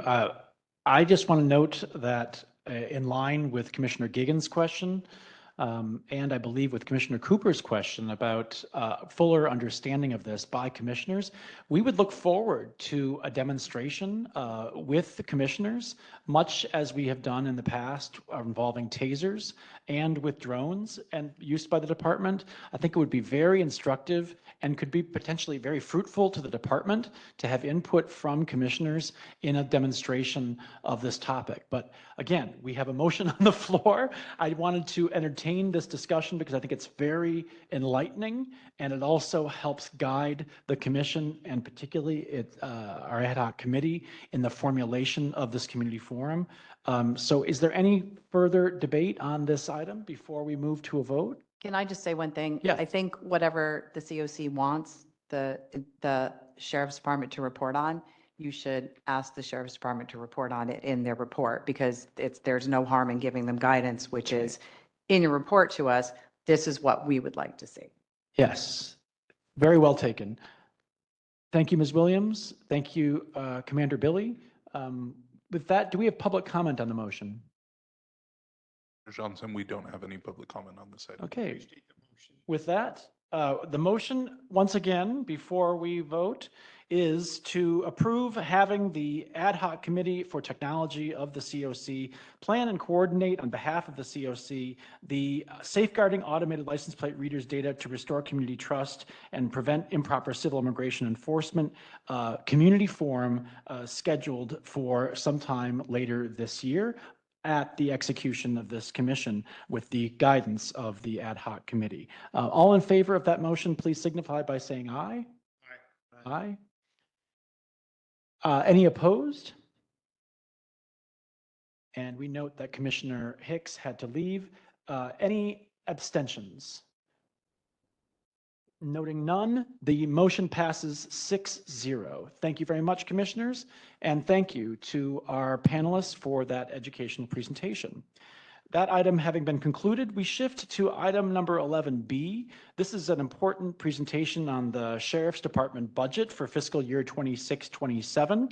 I'm pleased to be joined by Management Fellow at the COC, Ingrid Williams, who will present as briefly as I think our time constraints might allow on the LASD's fiscal year 26-27 departmental budget priorities and unmet needs, one of which I think came up organically in our agenda here today about buses and transit for incarcerated people having court dates. There will be some follow-up remarks by LASD, and commissioners will have a chance to provide input or ask questions. Ms. Williams, it's great to see you here for this presentation, and please proceed. Good afternoon. I will just be providing the hits. I'll keep it brief. I'm going to walk you through where we are in the budget process, highlight prior commission priorities, and then touch on LASD's current request, community feedback, and staff recommendations. Next slide, please. So to ground us in a timeline, the CEO presents the recommended budget in April, followed by public hearings in May and budget deliberations in June.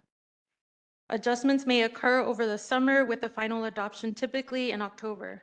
But what's important here and to keep in mind is that we are before those key decision points right now by having this discussion. So that gives the commission the opportunity to provide input early in this process.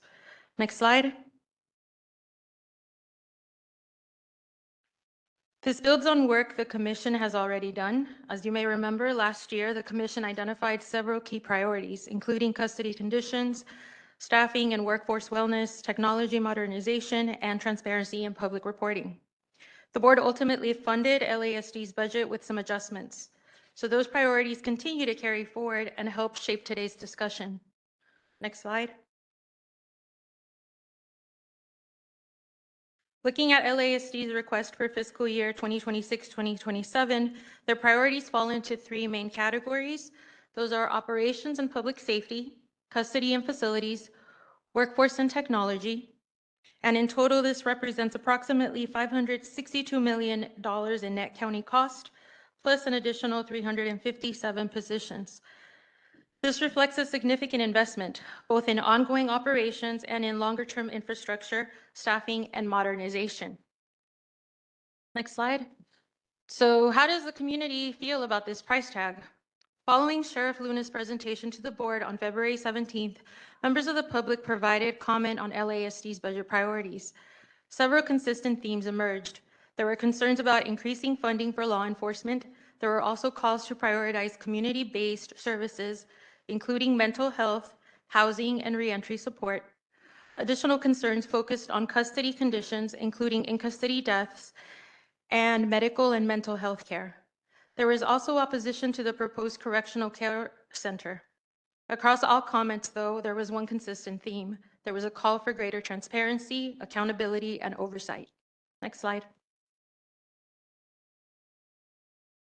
So looking at the recommendations for this year, the staff report brings these considerations together into a set of draft recommendations for your consideration.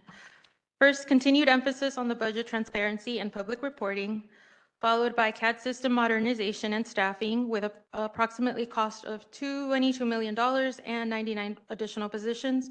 Building on that, body-worn cameras in custody, which cost approximately $16.2 million and 14 additional positions.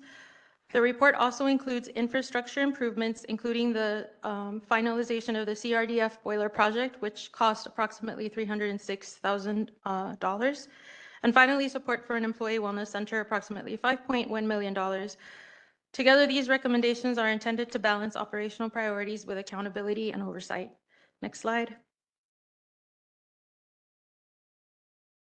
So one of the key features of this year's report is alignment with the Commission's 2025 strategic plan. This includes priorities related to equity-centered policies, data-driven decision-making, transparency and public accountability, community engagement, and strengthening internal systems. So for example, efforts to improve transparency in public reporting align with the Commission's goal of increasing budget transparency and keeping the public informed. Investments in technology and data systems align with priorities around data-driven decision-making and improving oversight capacity. And a continued emphasis on community engagement reflects the Commission's goal of building stronger relationships with community members and incorporating public feedback.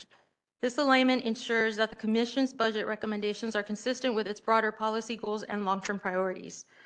In closing, I'd like to turn it over now to LASD's Administrative Services Division Director, Conrad Meredith, who will give us a bit more about this. Thank you. Thank you, Ms. Williams, and welcome, Director Meredith. All right, thank you, Ms. Williams. She did a good job of summing up my job there, I think. Stole my thunder. Good to see you all in person. We've been on Teams and Zoom the last few meetings. I'll go ahead and get started in the interest of time.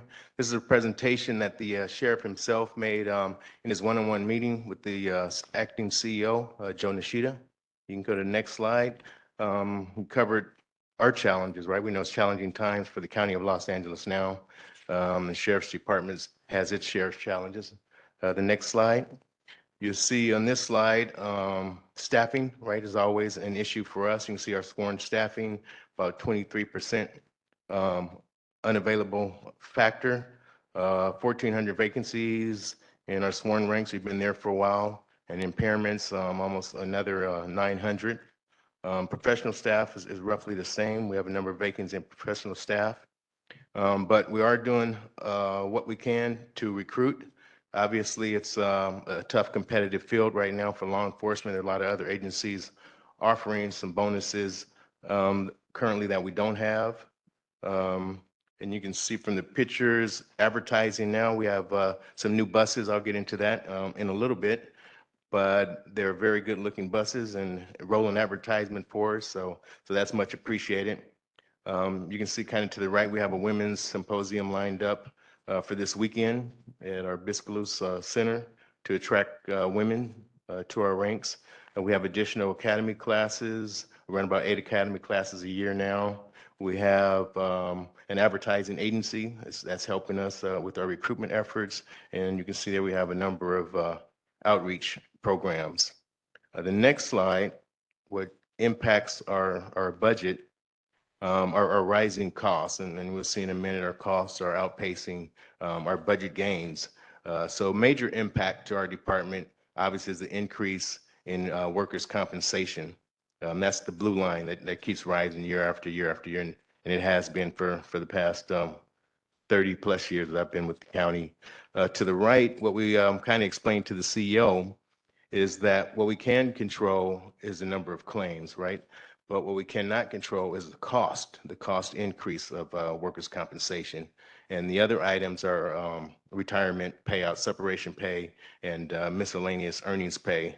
The county will approve or negotiate salary increases for our personnel, but they don't give us an increase in our budget for those same items. So that's kind of sinking our ship a little further there.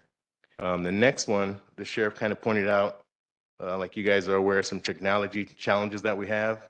We're working with CAD now. The top left photo, that's the new system that's getting underway right now. And you can see the bottom left is a very old system, very old, probably 30 plus years. The second column is just our communication system. The red circle we have there, we actually have clothespins. If some of us can remember clothespins hanging on the line, identifying which servers are out of service right now, which servers are not working. That third column, we have a number of jail management systems that we need to upgrade. And you can see to the far right, we need to upgrade our electrical system. So the county has provided some funding for us to upgrade our technology. Now the next one that you guys alluded to, I think in your report, is an aging helicopter fleet. A number of our aircraft now are like 16 plus years old. So we're actually in the process of working with the CEO and the Board of Supervisors now to make our case to update our fleet.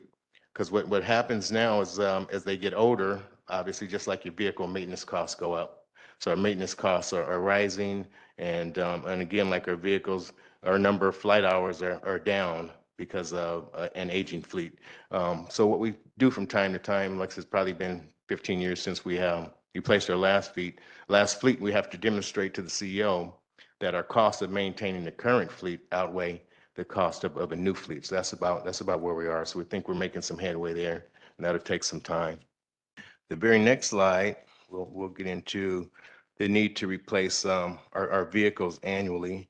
I won't go too deep into it, but you can see the very top left, we have 493 that have not been replaced. So we're at least right now, we'd like at least have at least 300 or plus vehicles funded, or the CEO allow us to purchase that many vehicles this year and into the future as well.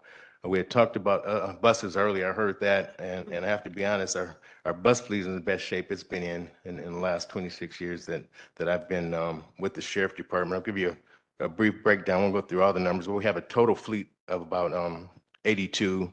We have 26 new buses, and we have about an additional 17 on order. And we still have the old ones we had kind of mentioned earlier. We still have some old ones that are in operation. So we have as about a month ago, we should have about 53 buses in operation of our fleet of 82 with 17 on order. And I know we talked about court missouts, and there must be other reasons besides just buses for court missouts. And the next slide again, the sheriff just kind of wanted to express some extraordinary maintenance issues that we need, like fixing the cell locks in Men's Central Jail. We got some planning to do that. So that's underway. And the other photos just kind of highlight some major projects that need attention now. That middle one in the top, Twin Towers, Correctional Treatment Center, water tank keeps leaking. That bottom center one is a big one. That's our training facility for our shooting range. And we're in the process now trying to negotiate with the CEO to identify a space for an up-to-date, modern training facility for our department to kind of reduce our liability and increase our training. Kind of to the right at the bottom, we have a side of a hill that's sliding. So he just kind of wanted to point out these major issues that will be addressed long-term. So the very next slide, we're taking a snapshot of our budget compared to the county budget. So the chart at the top will show the increase in the county budget over the past 7 years. So the county budget, just countywide, has increased 45%. And the orange at the bottom is the sheriff's department's budget. And over those same 7 years, our budget has increased like 20%.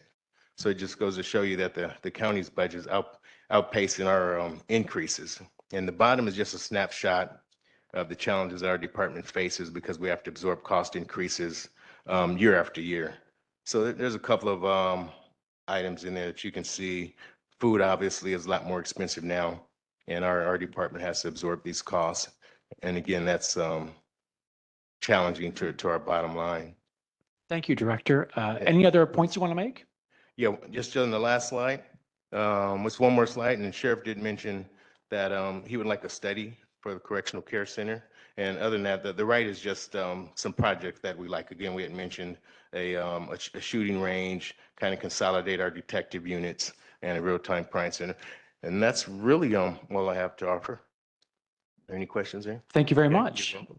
Thank you for that brief and relatively speedy overview on both counts for this presentation. Any commissioner comments? Commissioner Cooper? Yes, back to the buses. Okay. And I appreciate that update that we have those 26 new buses. Yes. But in the little chart, it says that 46 are not, I don't know if they're just not working or are they just totally out of use and just not functional or what? Yeah, those are not functional. But again, like I said, on the whole, we have about 53 out of 82 that are operational. Okay. So we're in pretty good shape. And then in addition to those 53, we have 17 new ones on order. So with the 53 and the 17, we'll be up to about 70 out of 82. And what I understand from our Transportation Bureau, with the fleet, with a pretty healthy fleet of 70 buses, we'd be pretty much fully operational. So we could probably do with less than 82. Okay, all right. Then my next question is, because, I understand that there's reasons for people missing those buses, but I'm told that there's a trace system. And could we get the reports off the trace to give us more information of why people missed the bus to their court dates? Absolutely. I think that will be helpful. Okay. Commissioner Cooper, we can get you that information. Thank you. Thank you. Just to note, is that heading on the chart then inaccurate? Should it say that the average daily available is 46 or the average daily unavailable is 46? Because doesn't add up. Yeah, you're right. It doesn't add up. That's kind of why I kind of put together a separate chart here. I could provide just some context on that. So the unavailable does not mean that they're totally out of service. They might be under maintenance at that time. So they're just doing an average of what I see. might not be available for that date. Right, okay. So in that particular date, for instance, there might have been 36 available for that date. If there were 46 unavailable, there might have been 36 available to reach the 82 figure, but there might be some anomalies on that date that you used as a snapshot. Is that what we're to understand? Okay, thank you.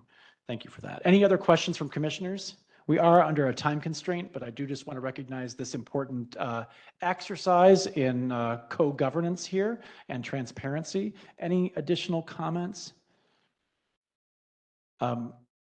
Just in relevance to the previous comment that we had on today's agenda, in light of the technology challenges and electronic and electrical infrastructure noted in this report, we do note a context of some serious electrical difficulties and challenges at the department. So any effort to shift to tablet-based communication with the custody facilities would face some serious hardware and electrical challenges there, especially in light of announced plans to try to do away with hard copy physical mail. That is noted in the report, but also the shifting budget for the county. You're a smaller share of the budget than you were 6 years ago. That is noteworthy. Well, then you were about 11%. Now you're down to about 8% of the county budget. That is a noteworthy shift in share of the pie. And I just want to note how much we appreciate this snapshot with specificity, including those remarked on by the sheriff. With that, any final comments by commissioners? We are going to have a motion to approve this budget report. Note for commissioners, approving the budget report does not mean approving the budget of the Sheriff's Department. That is not our role, but we are approving the receiving of this report and the ongoing consultation that we can still engage in about this budget as it moves forward. Let me restate the motion. This is to approve the staff report on the LASD budget for 26-27. That is the report we have just received. And I just ask, might we do this by actually, before I proceed, we do have public comment to receive on this. Is there any public comment on this budget presentation? Chair Johnson, we have one public comment. Okay, is it on the subject matter of the budget report? Yes. Okay. Yes. Let's proceed with that public comment. Okay. As a reminder, public comment must relate to the current agenda item 11B, which is LA County Sheriff's Department budget for fiscal year 2026-2027. We have one speaker, Mr. Carter. If you could take the podium. Not understanding how he would make that admonishment without the person speaking first. It just goes to show more bias. In response to the report regarding funds, in regards to what Ms. Cooper mentioned, when people are not taken to court, there is no camera footage to show if they in fact deny to go to court or not. Second, sometimes sheriff deputies will use a retaliatory act to say, I just don't want to take, we're just not going to because you may have filed a complaint against them. There's no video, worn camera. There's nothing for anyone to sign. Also, if a person is being represented by counsel, like if they have a public defender or private attorney, the person who's representing themselves should be taken to court first over someone who's represented by counsel because they are actually representing themselves and speaking for themselves. So that wasn't implemented. Also, using inmates to do sheriff deputy jobs inside the jail is not also professional. So when they're asking for more funds, there's already funds allotted for them to do certain things that they are not actually using. And back to the transportation of jail, it needs to be more clarification and more proof if someone is being denied or not taken to court. We have one public comment online. Thank you. Deanna Brock, you've been unmuted.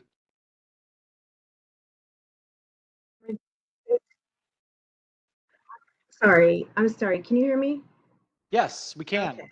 Welcome. Sorry. Okay, in regards to all of this talk about budget, I would just like to say that a lot more money would be available if not so much was going out on these lawsuits and settlements for use of excessive force cases. It's ridiculous the amount of money that goes out, and I see these numbers that are being asked for different specific sections in the budget. And I think to myself, if we start adding up even just what was paid out last year in settlements for use of excessive force, just think how much that money could help in other areas. So I think that it is so important that we still address the use of excessive force within the department because it really benefits everyone. Thank you.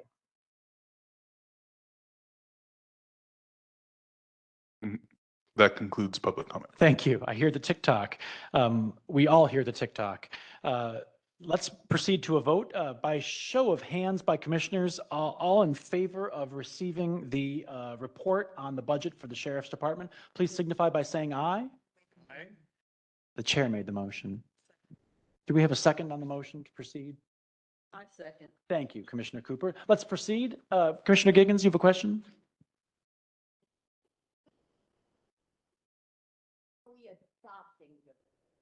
This is to approve the staff report. This is to approve, not to adopt, to approve the staff report on the LASD budget 26-27.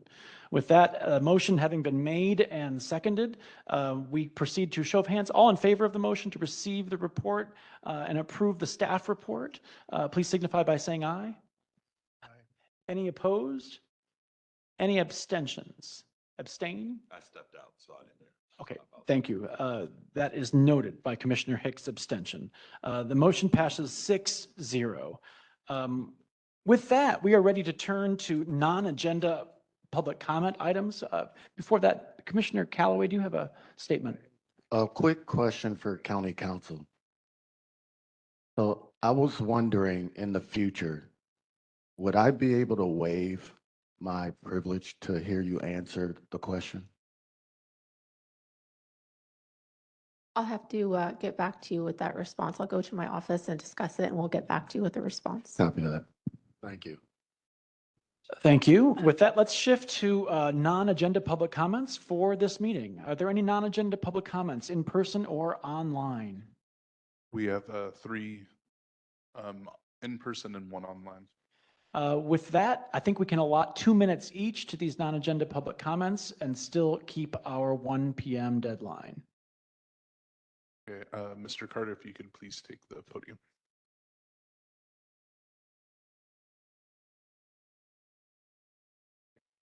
Do you want to give your admonishment this time? I'd like to speak to Irma Cooper, Commissioner. Oh, he's not here. Can I go after so I want to speak when Mrs. Cooper was here?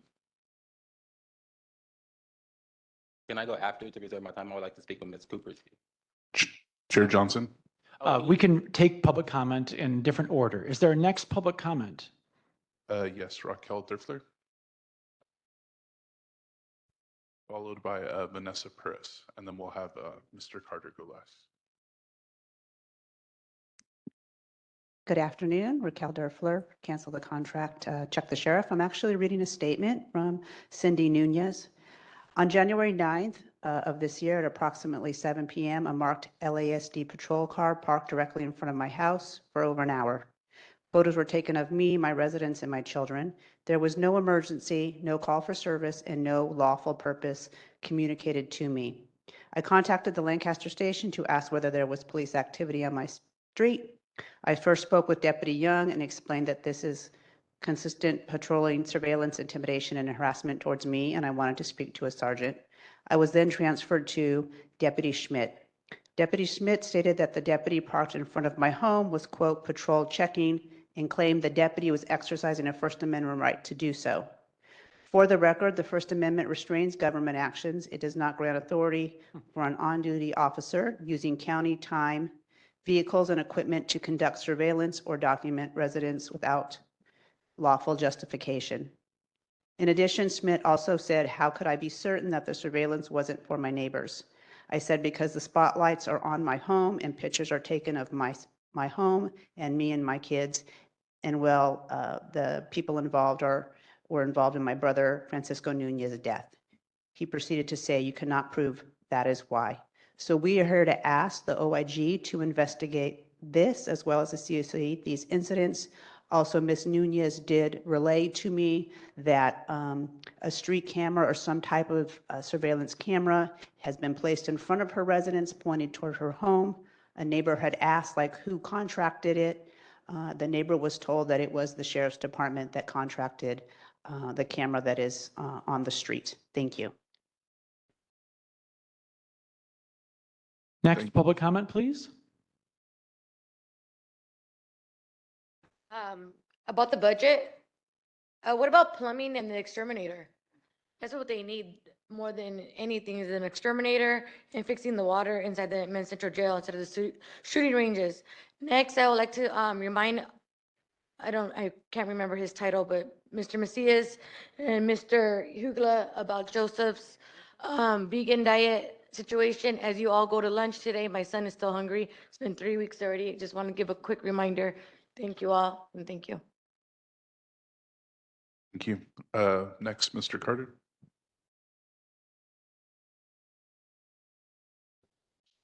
Yes, since 2024, I've reported the same issue where I was labeled as schizophrenic and no one from the commission has taken any action as far as sending my matter over to the Board of Supervisors.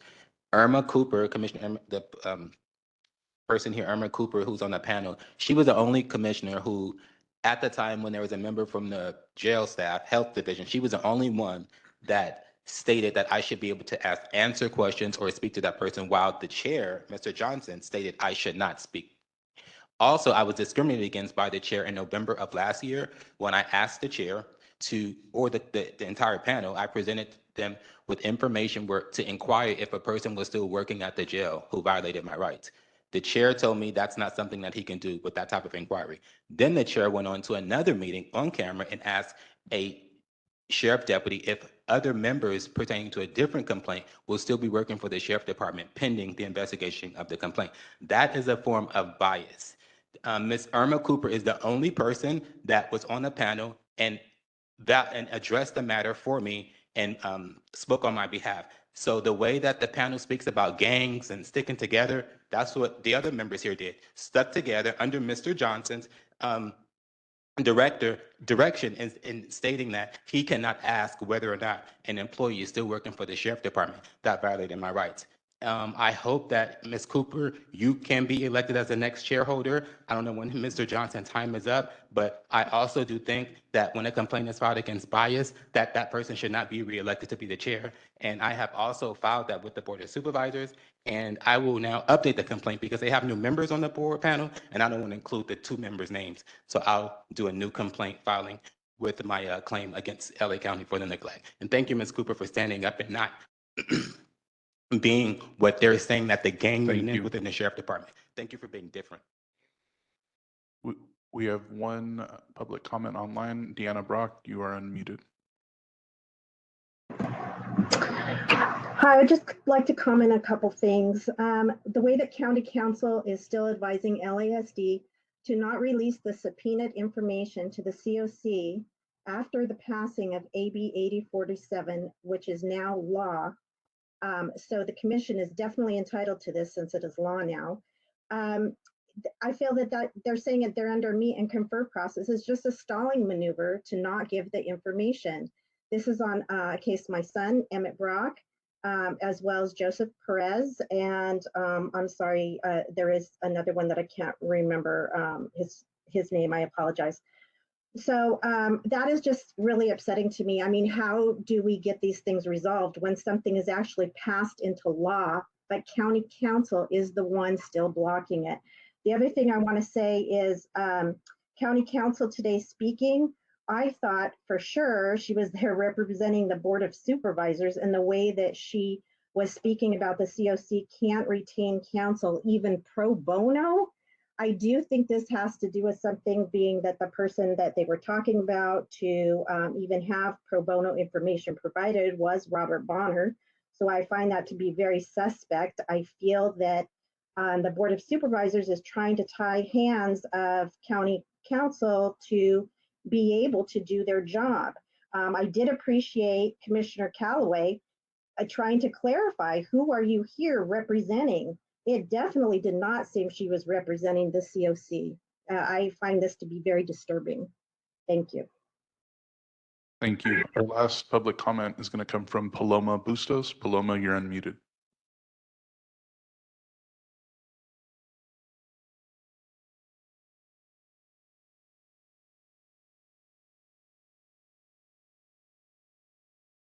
Ms. Bustos? Hello? Yes, we can hear you. Okay, thank you so much. My name is Paloma Bustos and I'm with the Sunita Jain Anti-Trafficking Initiative at Loyola Law School. Our program has tried to get an item on this commission's agenda to bring forward the voices of people with lived experience of human trafficking. This commission needs to hear directly from survivors, especially as we look at alternative forms of justice that better support those impacted. And so far, we have not received any response on whether or not this is an item that could be brought to the commission. So I would really love to learn who we should contact or what steps need to really be taken to have this considered for future agenda item. Thank you.